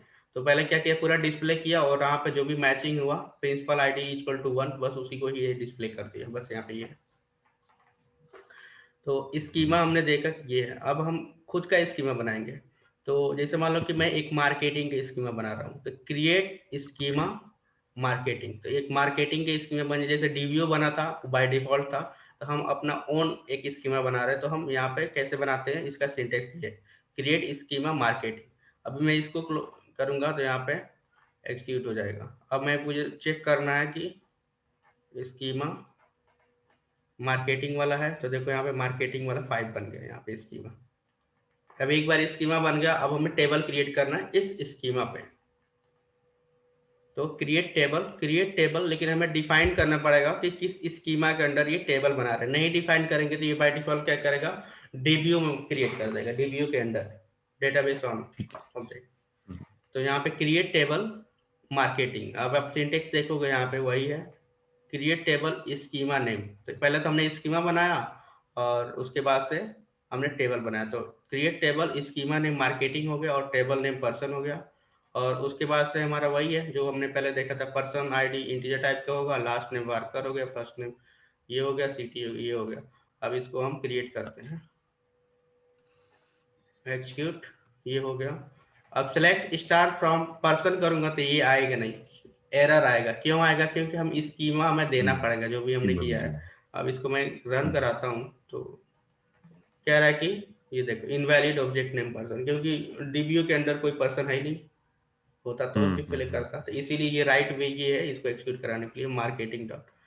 अब इसमें जैसे हम करते हैं ना, यहाँ पे सेलेक्ट स्टार फ्रॉम मार्केटिंग, तो मार्केटिंग ये आ गया, और डॉट लगाएंगे तो इसके अंदर जितने भी टेबल होंगे सारे डिस्प्ले होंगे। अभी तो एक टेबल हमने बनाया है तो एक है, यहाँ पे पर्सन आ गया टैग, तो यहाँ पे हम एक्सिक्यूट करा सकते हैं, तो ये डिस्प्ले हो गया यहाँ पे सिलेक्ट स्टार।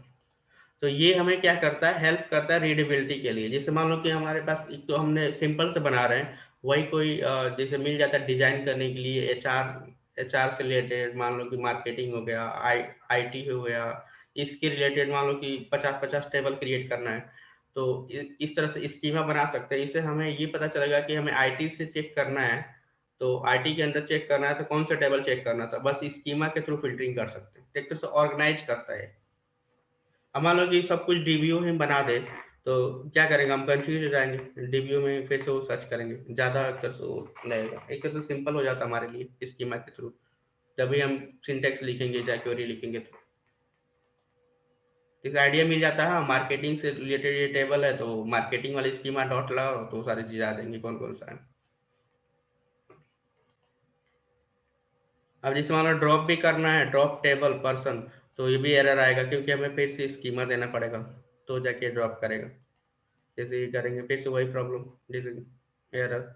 और जैसे मैं ड्रॉप टेबल मार्केटिंग स्कीमा के साथ करूंगा तो ये क्या करेगा, ड्रॉप कर देगा, ड्रॉप हो गया। और creating the table without schema, तो वही है, हमने देखा था कैसे क्रिएट करते हैं without schema, by default DBO आ जाएगा, तो यहाँ पे कुछ हमें करने की जरूरत नहीं। ये सब कुछ सही है, कुछ भी इसमें नहीं है, बस फिर से क्रिएट टेबल डीबीयू के थ्रू ऐसे भी लिख सकते हैं, बाय डिफॉल्ट करेंगे तो भी डीबीयू ऑटोमेटिकली ले लेगा, इसमें कोई ये नहीं है। फिर से ड्रॉप स्कीमा मार्केट, या मान लो स्कीमा को ही ड्रॉप करना है तो उसके लिए सिंटेक्स ये है, ड्रॉप स्कीमा, और मार्केटिंग का जो है स्कीमा ड्रॉप हो जाएगा, तो स्कीमा यहाँ पे ड्रॉप कर सकते हैं। तो ये डिपेंड करता है, क्रिएट करना है करना इस तरीके से। इसमें कुछ क्वेश्चन है? अच्छा, डीबीओ में हम तो क्यों कोई टेबल बनाएंगे नहीं, मतलब कोई स्कीमा जैसे एचआर मार्केटिंग उसी में कोई टेबल बनाएंगे, डीबीओ जो क्योंकि वो डिफॉल्ट होता है तो उसमें तो कुछ नहीं बनाएंगे टेबल। नहीं, हम इसीलिए डीबीयू पूछ में हम तो वैसे ही बनाएंगे, तो बाय डिफॉल्ट वो डीबीयू में ही जाता है। कुछ भी हम करेंगे स्कीमा उसका नेम नहीं देंगे तो डीबीयू के अंडर ही आ जाएगा। तो जो चीज़ और हमें फिर हम लगता चेंज। है चेंज, उसको ड्रॉप करके जो भी है स्कीमा के अंडर कर सकते हैं। हाँ, बस एक ठीक ठीक। ऑर्गेनाइज करने के लिए है टेबल को, और कुछ नहीं है। हम्म। तो चीज़ है, और ये हो गया, सेव कर सकते हैं यहाँ पे जाकर, ये भी हो गया।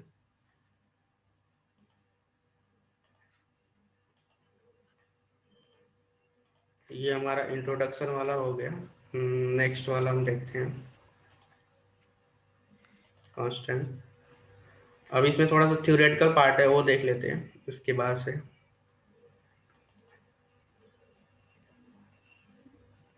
नॉर्मलाइजेशन हम देख रहे थे ना, वहाँ पे relation database cascading, data integrity and types.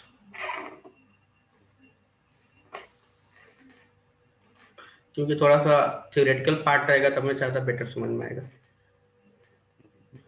तो ये है व्हाट इज डेटा इंटीग्रिटी। और डेटा इंटीग्रिटी यही होता है कि जैसे कि कोई ऑथराइज जो यूजर है, अनऑथराइज यूजर है, वो जैसे कोई भी इंफॉर्मेशन वो एंटर ना कर सके, यानी अनऑथराइज यूजर ना आ सके, ऑथेंटिकेट करता है एक तरह से। तो यहाँ लिखा है ना, data integrity will give the accuracy and consistency of the data which going to store in the database, and if data integrity rules applied on a particular database, then we can say that it is having the quality of data. We can achieve the data integrity, so the constant for each integrity type having its own constant। कहने मतलब ये है कि जो भी हम enter करेंगे, जो भी डिटेल, तो वो क्या करेगा, एक रूल्स है डेटाबेस के इंजन के अंदर, वो फॉलो करना पड़ेगा। यदि वो फॉलो नहीं होता है तो डेटा की इंटीग्रिटी इशू होगा। तो ये क्या करता है, एक तरह से रिस्ट्रिक्ट करता है, यानी रूल्स के हिसाब से ही डेटा एंटर होगा। तो इसके लिए ये यहाँ पे हमारा there are 3 types of data integrity है, रूल्स है। तो पहले कह रहा है entity integrity, ensure that there are no duplicate row in table. तो ये हमारा इंटीग्रिटी क्या होगा, प्राइमरी की आइडेंटिटी यूनिक, तो जैसे प्राइमरी की क्या होता है, जैसे हमारा एम्प्लॉय आईडी हो गया, तो ये कभी हमें हमेशा यूनिक होता है, वो नल नहीं हो सकता किसी भी ऑर्गेनाइजेशन में। तो जो भी राइट। जब जैसे ही हमारा टेबल डिजाइन होता है तो हमेशा एम्प्लॉय आईडी को एक प्राइमरी की बनाया जाता है कि कोई एक बार बनेगा, वो यूनिक रहेगा ना, कोई नल कर सकता है, तभी वो एंटर होगा। यदि मान लो कि प्राइमरी की के फील्ड में आप कुछ भी नहीं एंटर करो, अलाउ ही नहीं करेगा डेटाबेस में एंटर करने के लिए। वैसे आइडेंटिटी ये वही सिमिलर काइंड ऑफ है, यूनिक है, तो ये आगे डिस्कस करेंगे, बस ये देखते हैं एंटिटी इंटीग्रिटी। फिर डोमेन इंटीग्रिटी है। Domain integrity is the validity of entries for the given column. You can enforce the domain integrity by restricting the types, the range of the possible value. जैसे default check not. तो अब इसमें ये है कि check not null, इसमें ये check करता है, जैसे मान लो एज है, तो एज क्या हो सकता है, कभी भी ह्यूमन का एज हो सकता है 1 से लेकर मैक्स टू मैक्स 150 तक जाएगा, एग्जांपल मान लेते हैं, लेकिन 200 तो नहीं जाएगा ना एज। तो एक तरह से चेक कांस्टेंट लगता है कि जो एज है वो कितना है। मान लो कि एलिजिबिलिटी है तो क्या है, तो एक तरह से ये चेक करता है नॉट नल। जैसे कि कोई भी फील्ड में हम वैल्यू नल नहीं होना चाहिए।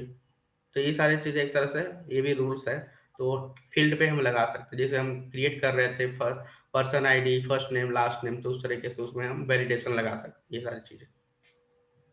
फिर से referential integrity, ensure that rows can not be deleted which can use by the other records. जैसे फॉरेन की हो गया। अब होता क्या है, जैसे हमारा एम्प्लॉय टेबल हो गया, एक हमारा एड्रेस टेबल हो गया, चाहे एचआर में मान लो सैलरी वैलरी का डिटेल है। तब होता क्या है कि जैसे मान लो एक टेबल है, यदि हमारे पास दोनों में फॉरेन की क्या होता है, एक रिलेशनशिप होता है, जैसे पेरेंट और चाइल्ड का होता है। तो फॉरेन की क्या होता है, मल्टीपल हो सकता है पेरेंट का चाइल्ड, लेकिन पेरेंट एक ही है, तो उसमें रिलेशनशिप राइट। होता है। उस तरह से हम रिलेशनशिप बनाते हैं दो टेबल के बीच में। तो इसमें ये कांस्टेंट ये होता है कि आप जब रिलेशनशिप होगा तो आप एक टेबल को डिलीट नहीं कर सकते, यानी जब तक पेरेंट के परमिशन के बिना जो चाइल्ड वाला फॉरेन की है उसको आप डिलीट नहीं कर सकते। एक तरह से वो इंश्योर करता है, एक तरह से ये लिखा ना, ensure that rules can not be deleted, नहीं जो भी रिकॉर्ड है वो आप डिलीट नहीं कर सकते यदि फॉरेन की या स्टेबली से दो टेबल के बीच में। तो ये भी एक तरह से इंटीग्रिटी प्रोवाइड करता है यहाँ पे। तो ये सारी चीज एक तरह से वैलिडेशन है, एक सिंपल लैंग्वेज में बोला जाए एक तरह से वैलिडेशन है। जैसे मान लो किसी ने डेटा दिया तो आप वैलिडेट करते हो करेक्ट है कि नहीं। तो वैसे ही जो भी हम डेटा एंटर करते हैं डेटाबेस में, तो वो भी वैलिडेट करता है जो हमने रूल्स अप्लाई किया था उस टेबल में डिजाइनिंग के टाइम में, क्या वो फॉलो कर रहा है कि नहीं। यदि फॉलो कर रहा है तो भी एंटर होगा, नहीं फॉलो कर रहा है तो फिर से वो अलाउ नहीं करेगा। बस ये मेन हमारा डिजाइनिंग के टाइम ज़्यादा वर्क होता है जब भी हम टेबल डिजाइनिंग करते हैं, तो इसी के लिए ये आता है। अब इंटरव्यू क्वेश्चन यही पूछते हैं इससे रिलेटेड, क्या यूनिक की कांस्टेंट क्या होता है। जैसे यूनिक की कांस्टेंट क्या होता है, तो इसके लिए unique key constant will provide your constant like the column value should be retain uniqueness. ये कह रहा है कि जो भी हमारा कॉलम जैसे पर्सन आईडी है तो उसमें यूनिकनेस है, उसमें कोई नल वैल्यू अलाउ नहीं होना चाहिए। जो भी हमारा राइट। एंट्री होगा वो सारे उसमें यूनिक डुप्लीकेट होगा, नहीं है। डुप्लीकेट नहीं होगा, हम्म, यूनिक होगा। Hmm, it will create the non cluster index by default, ये आगे पढ़ेंगे। It will create the non cluster index by default, क्योंकि अभी तो बस एक थ्योरेटिकल ही है, बस जान लेते हैं क्लस्टरिंग क्या होता है। अब जैसे प्राइमरी की हम क्रिएट करते हैं ना, जैसे टेबल डिजाइन करते हैं, प्राइमरी की किसी फील्ड पे लगा दिए तो बाय डिफॉल्ट क्लस्टर वो करता है, एक तरह से क्लस्टर कर देता है। क्लस्टर का मतलब कि बाय डिफॉल्ट क्लस्टर जनरेट कर देता है, एक तरह से इंडेक्स जनरेट कर देता है इंटरनली, ये पढ़ेंगे। और यूनिक की करते हैं तो non cluster index by default generate कर देता है। तो यही कह रहा है, it will create the non cluster index by default, जब क्रिएट होता है जिस फील्ड में ये हमारा यूनिक लगा हुआ हो कांस्टेंट, उसके लिए any numbers of unique constant can be added to a table. ये कह रहा है एनी नंबर्स ऑफ, कहने का मतलब कि any numbers of unique constant can be added to a table. तो यानी मल्टीपल हम कांस्टेंट हम यूज कर सकते हैं यूनिक कांस्टेंट है टेबल में। It will allow null value in the column, एक नल वैल्यू अलाउ करता है। तो यहाँ पे जैसे भी कैसे हम यूज करते हैं, तो यहाँ पर दिया सिंटेक्स अल्टर टेबल। जैसे हमारे पास टेबल ऑलरेडी डिजाइन है, उसको मॉडिफाई करना है तो हम अल्टर कीवर्ड यूज करते हैं, अल्टर टेबल। ओके। और उसके बाद से मतलब ये हम्म, सॉरी ऑल्टर टेबल तब करते हैं जैसे कि कोई रिकॉर्ड में कुछ चेंज करना है। नहीं नहीं, रिकॉर्ड की रोल। भी बात नहीं कर रहे हम, केवल टेबल की बात कर रहे हैं। यदि टेबल के अच्छा, डेफिनेशन टेबल को का चेंज नेम करना चेंज। है, जैसे मान लो कि उसमें कांस्टेंट को ऐड करना है, जैसे कांस्टेंट हमारा प्राइमरी की है चाहे कोई कांस्टेंट नहीं है तो उसमें हमें कांस्टेंट ऐड करना है, तो उसके लिए चाहे कोई कॉलम ऐड करना, चाहे कोई कॉलम ड्रॉप करना है, तो उसके लिए हम अच्छा डेटा ये पढ़ेंगे ना, क्वेरी डेटा डेफिनेशन, ये आगे तो और ज़्यादा क्लियरिटी आएगी। तो ये बस इंटरव्यू है, तो बस ऐसे ही एक तरह से बता दें। ऐड कांस्टेंट, यानी कांस्टेंट को ऐड करना है तो अल्टर टेबल करते हैं, ऑलरेडी टेबल बना हुआ। तो यहाँ पर लिखा ऐड कांस्टेंट, कांस्टेंट नेम क्या हो गया, यूनिक हो गया कांस्टेंट, और यूनिक कॉलम ये हो गया। तो ये आगे पढ़ेंगे तो ज़्यादा बेटर समझ होगा। बस ये है, बस ये बता रहा है कि यूनिक कांस्टेंट क्या होता है। फिर से प्राइमरी की क्या होता है, प्राइमरी की will create the column data uniqueness in the table. वही है, एक प्राइमरी की जो भी फील्ड में लग गया उसका क्या होगा, जो भी रिकॉर्ड होगा वो सारी यूनिक होंगे, उसमें कोई नल वैल्यू अलाउ नहीं करेगा। प्राइमरी की will create the cluster index bye, जैसे ही प्राइमरी की जैसे टेबल क्रिएट करते हैं बाय डिफॉल्ट क्या होता है, क्लस्टर क्रिएट हो जाता है इंडेक्स बाय डिफॉल्ट।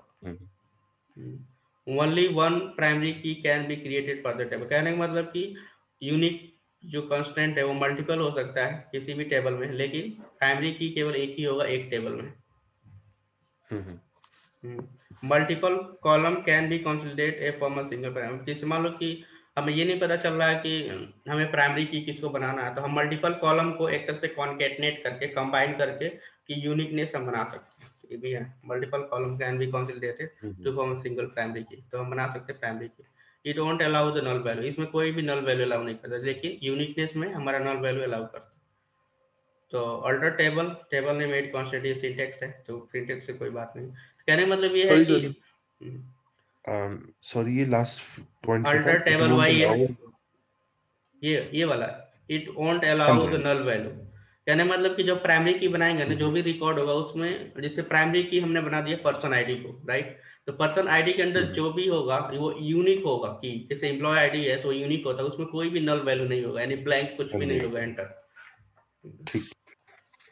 अब ये हमारा सिंटेक्स है, जैसे कोई टेबल बना हुआ है उसमें हमें कांस्टेंट ऐड करना है प्राइमरी की को, तो हम ऐसे कर सकते हैं, और जीयूआई के थ्रू भी कर सकते हैं, graphical user interface. Alter table, table alter table का मतलब हम टेबल को मॉडिफाई कर रहे हैं, और जो टेबल नेम है, जो भी टेबल नेम का, जैसे पर्सन है, पर्सन टेबल नेम को मॉडिफाई कर रहे हैं, उसमें क्या कर रहे हैं, ऐड कांस्टेंट की, ऐड कांस्टेंट, कांस्टेंट हमारा हमें ऐड करना है की कांस्टेंट प्राइमरी की, की कांस्टेंट हमारा हो गया प्राइमरी की, कॉलम नेम जो भी देना है किस कॉलम पे लगाना है, तो ये सिंटेक्स है, तो ये आगे पढ़ेंगे।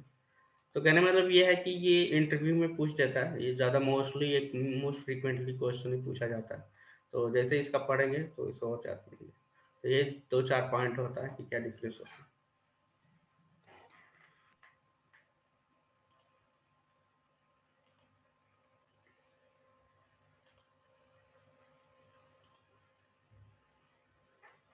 और ये कैस्केडिंग रूल है, तो आगे पढ़ेंगे जब वो करेंगे, वो भी सारी चीज़ें अब देखते हैं इसमें। Normalization, normal form relationship in database, तो चल थोड़ा सा और इसमें देख लेते हैं कांस्टेंट वाला में, जैसे जैसे आएगा उसके हिसाब से थ्योरेटिकल पार्ट देखिए। नेक्स्ट वाला याद, एक दो क्वेरी देख लेते हैं उसके बाद क्लोज कर देंगे, क्योंकि थोड़ा सा ये लेंदी है एसक्यूएल, क्योंकि इसमें नहीं जितना ठीक है, अपने एंड पे भी टाइम चाहिए थोड़ा सा देखने के लिए इसको। तो एक बस देख लेते हैं आइडेंटिटी वाला, नॉट नल वाला, बस एक तरह से आइडिया मिल जाएगा। तो ये हमारा क्या है, जैसे हमने पढ़ा था कांस्टेंट है, इंटीग्रिटी वाला कांस्टेंट है, जैसे there are the different type of the constant, तो ये हमारा आइडेंटिटी हो गया, नॉट नल हो गया, डिफॉल्ट हो गया, चेक हो गया, जो अभी देखा था ना, यूनिक हो गया, प्राइमरी की हो गया, फॉरेन की हो गया। तो ये मोस्टली ये सारी चीज़ें होती है जब भी हम डिज़ाइन करते हैं उस टाइम। तो आइडेंटिटी क्या होता है, ऑटो जनरेट द वैल्यू, तो ये देख लेते हैं कैसे होगा। तो यहाँ पे सिंटेक्स हो गया, ये आइडेंटिटी सीड इंक्रीमेंट, सीड का मतलब इनिशियल वैल्यू क्या रखना है और इंक्रीमेंट कितना होगा। जैसे मान लो 1 1 रख दिया तो 1 से स्टार्ट होगा और 1 का ही इंक्रीमेंट होगा, तो 1 से स्टार्ट हो गया, 1 इंक्रीमेंट हो गया, 2 हो गया, फिर से 1 इंक्रीमेंट 3 हो गया। अब इंक्रीमेंट वैल्यू हमने 2 दे दिया, तो 2 के बेस पे ये इंक्रीमेंट होगा, तो यहाँ पे ये दिया हुआ। अब पर जैसे कितना, एक, कब तक होगा अगर कोई टेबल बनाया तो जब तक रिकॉर्ड हमारा एंटर होगा, जितना रिकॉर्ड होगा उसके अकॉर्डिंग अच्छा, ऑटोमेटिकली जनरेट करता रहेगा एक तरह से नंबर। Okay okay. तो यहाँ पे देखते हैं कोई पर्सन टेबल है, इसमें पर्सन टेबल है तो इसको हम ड्रॉप कर देंगे, एग्जीक्यूट नहीं है, ठीक है। फिर से क्रिएट टेबल करते हैं पर्सन, और यहाँ पे हमने दिया है ना 1 1, तो इस बार क्रिएट करते हैं, क्रिएट हो गया टेबल, ये तो पहले ही देखा था, अब इसमें कोई रिकॉर्ड नहीं है, तो कोई नहीं है। अब रिकॉर्ड को इंसर्ट करने के लिए हमारे पास सिंटेक्स होता है इंसर्ट इनटू, ये टेबल नाम हो गया पर्सन, क्योंकि पर्सन हमने क्रिएट किया था, तो ये पर्सन टेबल में इंसर्ट करना है। वैल्यूज यानी कौन कौन सा वैल्यू हमें करना है, जैसे जी अभिनव ये, तो अब देखा जाए पर्सन आईडी हमने ऑटोमेटिकली बनाया था आइडेंटिटी, तो यहाँ पे पर्सन आईडी इंटीजर होगा और आइडेंटिटी हो गया, तो ऑटोमेटिकली क्या करेगा, ये इंक्रीमेंट करता रहेगा, तो इसको हमें देने की जरूरत नहीं है यहाँ पे वैल्यू में, राइट। फिर से अभिनव, लास्ट नेम अभिनव हो गया, फर्स्ट नेम हैदराबाद हो गया, नहीं सॉरी जी हो गया हमारा लास्ट नेम ये वाला, और फर्स्ट नेम हमारा अभिनव हो गया, ये वाला हो गया 2 रिकॉर्ड, और ये सिस्टम ऑटोमेटिकली हैंडलिंग कर रहा है इस कॉलम को, इस वाला को हमें केवल एंट्री करना है। तो लास्ट नेम जी और फर्स्ट नेम अभिनव, और सिटी का हमने दे दिया नाम ये हैदराबाद। अब इसको मैं एक्सिक्यूट कराऊंगा, और दोनों को एक साथ एक्सिक्यूट करा सकते हैं सिंगल से, दोनों को सिलेक्ट किया, दोनों सेम ही है, बस रिकॉर्ड डिफरेंट है। एक्सिक्यूट कराया तो ये रिकॉर्ड इंसर्ट हो गया हमारे टेबल में। अब हमें चेक करना है कि रिकॉर्ड क्या है, सिलेक्ट, ठीक है, तो देखो यहाँ पे आ गया, ऑटोमेटिकली जनरेट कर दिया पर्सन आईडी 1 2, और ये जो भी लास्ट नेम था जो दिया था हमारे ऑटोमेटिकली ये हो, तो इस तरीके से ये ऑटोमेटिकली जनरेट कर देता है। यदि मैं यहाँ पे नहीं भी दूंगा ना तो भी क्या करेगा, बाय डिफॉल्ट 1 1 करके आ जाएगा। अब जैसे मान लो कि हमें 2 के इंक्रीमेंट के बेस पे करना है, यहाँ पे 2 कर दिया तो उसके बेस पे करेगा, तो पहले हम क्या करते हैं, ड्रॉप कर देते हैं इसको, फिर से हम एक ही साथ हम क्या करेंगे, रन करा लेंगे इसको।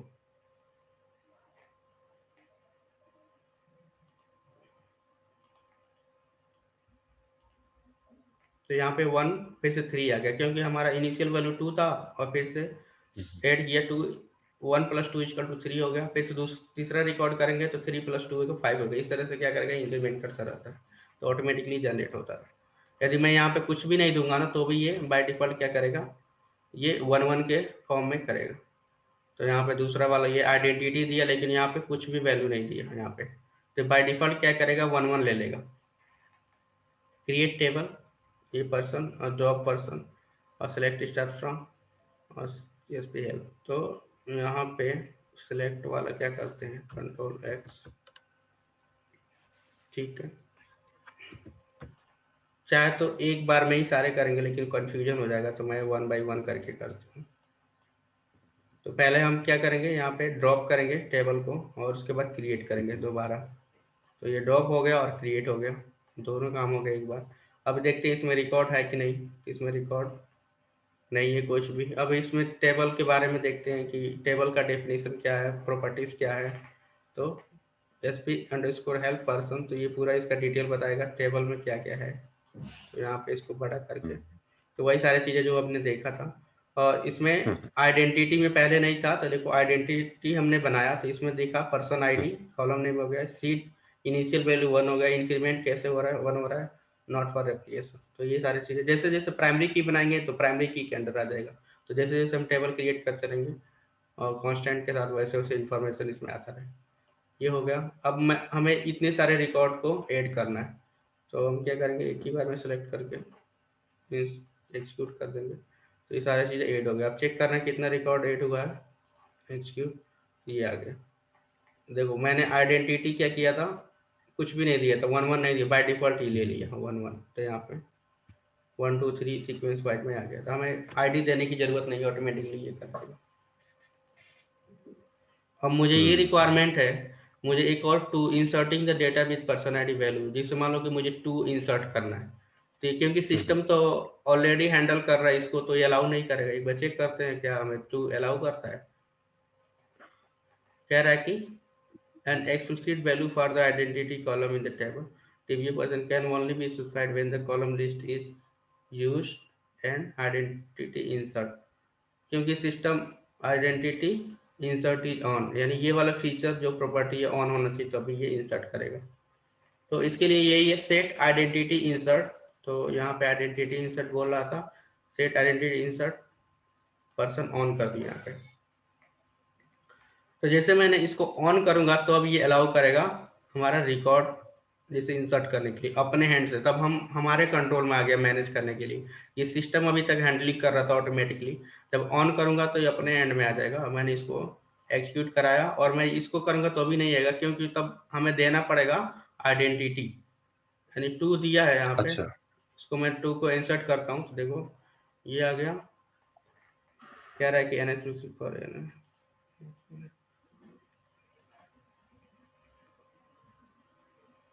यहाँ पे वैल्यूज 2,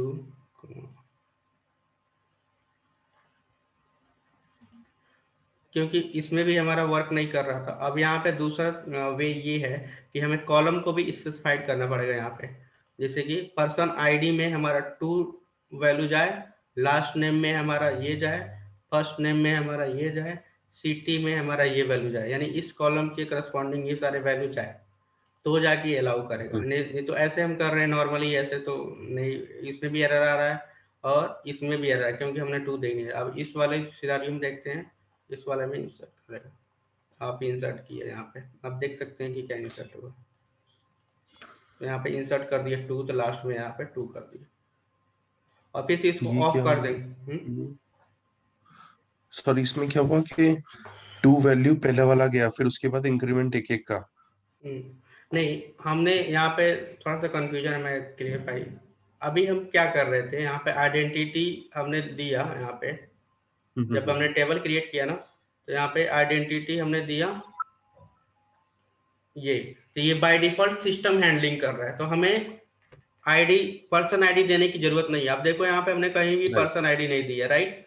अब हमारा करेक्ट रिक्वायरमेंट करेक्ट। ये है कि हम खुद से जैसे आइडेंटिटी आईडी दूं, तो जैसे मैं ट्राई कर रहा था खुद से, तो एरर आ रहा था ये वाला सिनेरियो में, तो मैं खुद से नहीं दे सकता, क्योंकि ये सिस्टम हैंडलिंग कर रहा है आइडेंटिटी कॉलम, पर्सन आईडी को, आइडेंटिटी वाला नंबर को।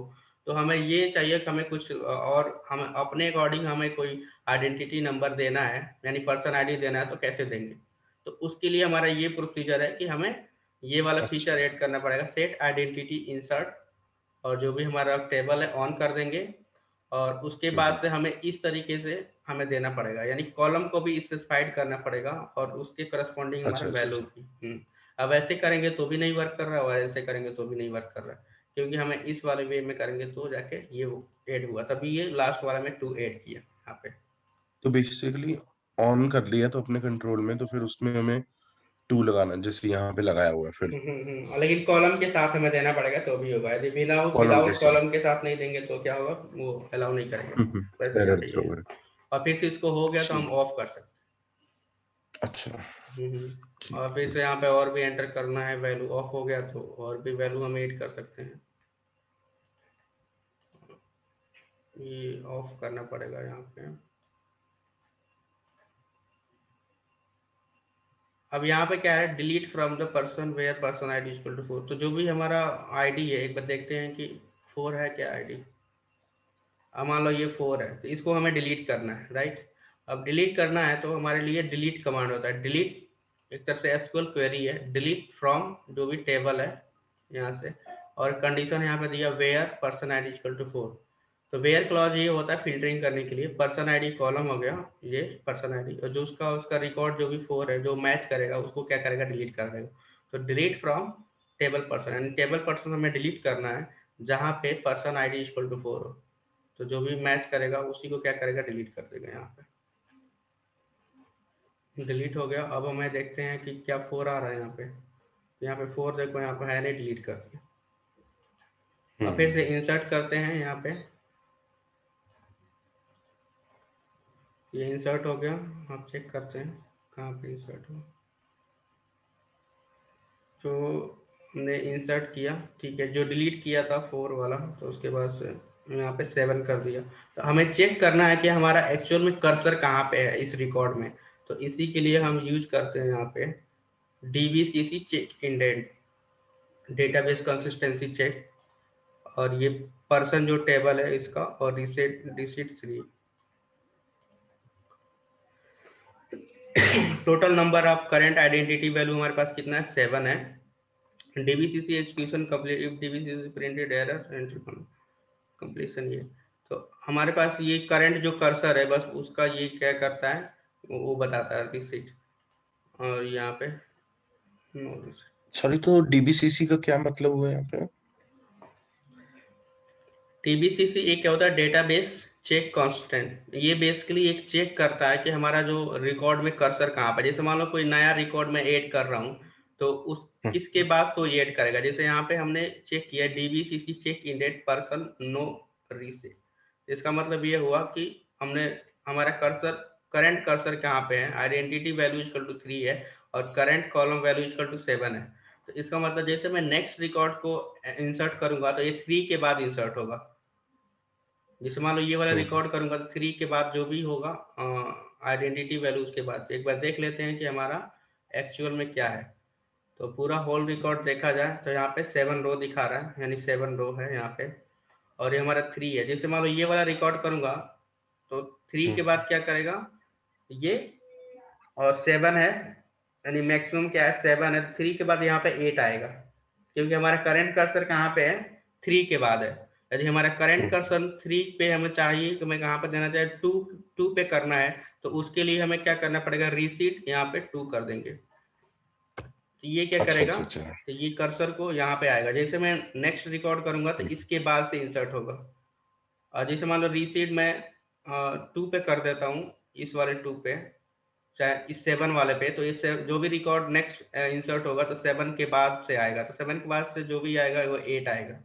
तो ये क्या करता है, एक तरह से कर्सर को मूव करता है कहाँ से करना है। जैसे रिसीट मैंने 2 कर दिया, एक तरह से कंफ्यूजन लगेगा क्योंकि 3 है इसमें, तो हम क्या करते हैं इसको 5 कर देते हैं, यानी 6 कर देते हैं। ठीक है, तो यहाँ पे मैंने 6 किया, तो ये क्या करेगा, कर्सर हमारा 6 पे मूव हो जाएगा। अब इसको एक्सक्यूट कराते हैं, एक्सक्यूट 6 पे गया। अब इसको चेक करना है कि हमारा करंट आइडेंटिटी वैल्यू कहाँ पे है, यहाँ पे। तो ये कह रहा है कि करंट आइडेंटिटी वैल्यू हमारा 6 है और नंबर्स ऑफ कॉलम जो मैक्सिमम वैल्यू है 7 है। तो जैसे हम नया रिकॉर्ड ऐड करूंगा तो 7 के बाद क्या हो जाएगा, 8 आएगा। तो यानी इसको मैंने किया। अब जैसे मान लो नेक्स्ट रिकॉर्ड में करूंगा तो 6 के बाद क्या आएगा, 8 आएगा आइडेंटिटी वैल्यू, क्योंकि 6 के बाद ही ऐड करेगा, लेकिन मैक्सिमम हमारा आइडेंटिटी कितना 7 है, तो 6 के बाद 8 आएगा। तो एक रिकॉर्ड ऐड करके देखते हैं यहाँ पे, इंसर्ट इनटू ये, और फिर से यहाँ पे करते हैं। यहाँ पे 6 के बाद ये क्या किया, यहाँ पे आइडेंटिटी वैल्यू 7 कर दिया, नो रिसेट 7 है करंट वैल्यू, क्योंकि ये सेम था ना, कुछ रिकॉर्ड पे चेंज करना पड़ेगा तो जाकर। तो यहाँ पे मैं अलग ही रिकॉर्ड करता हूँ।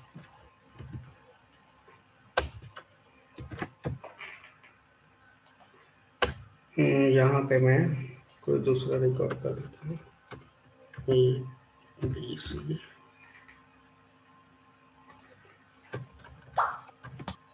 DF।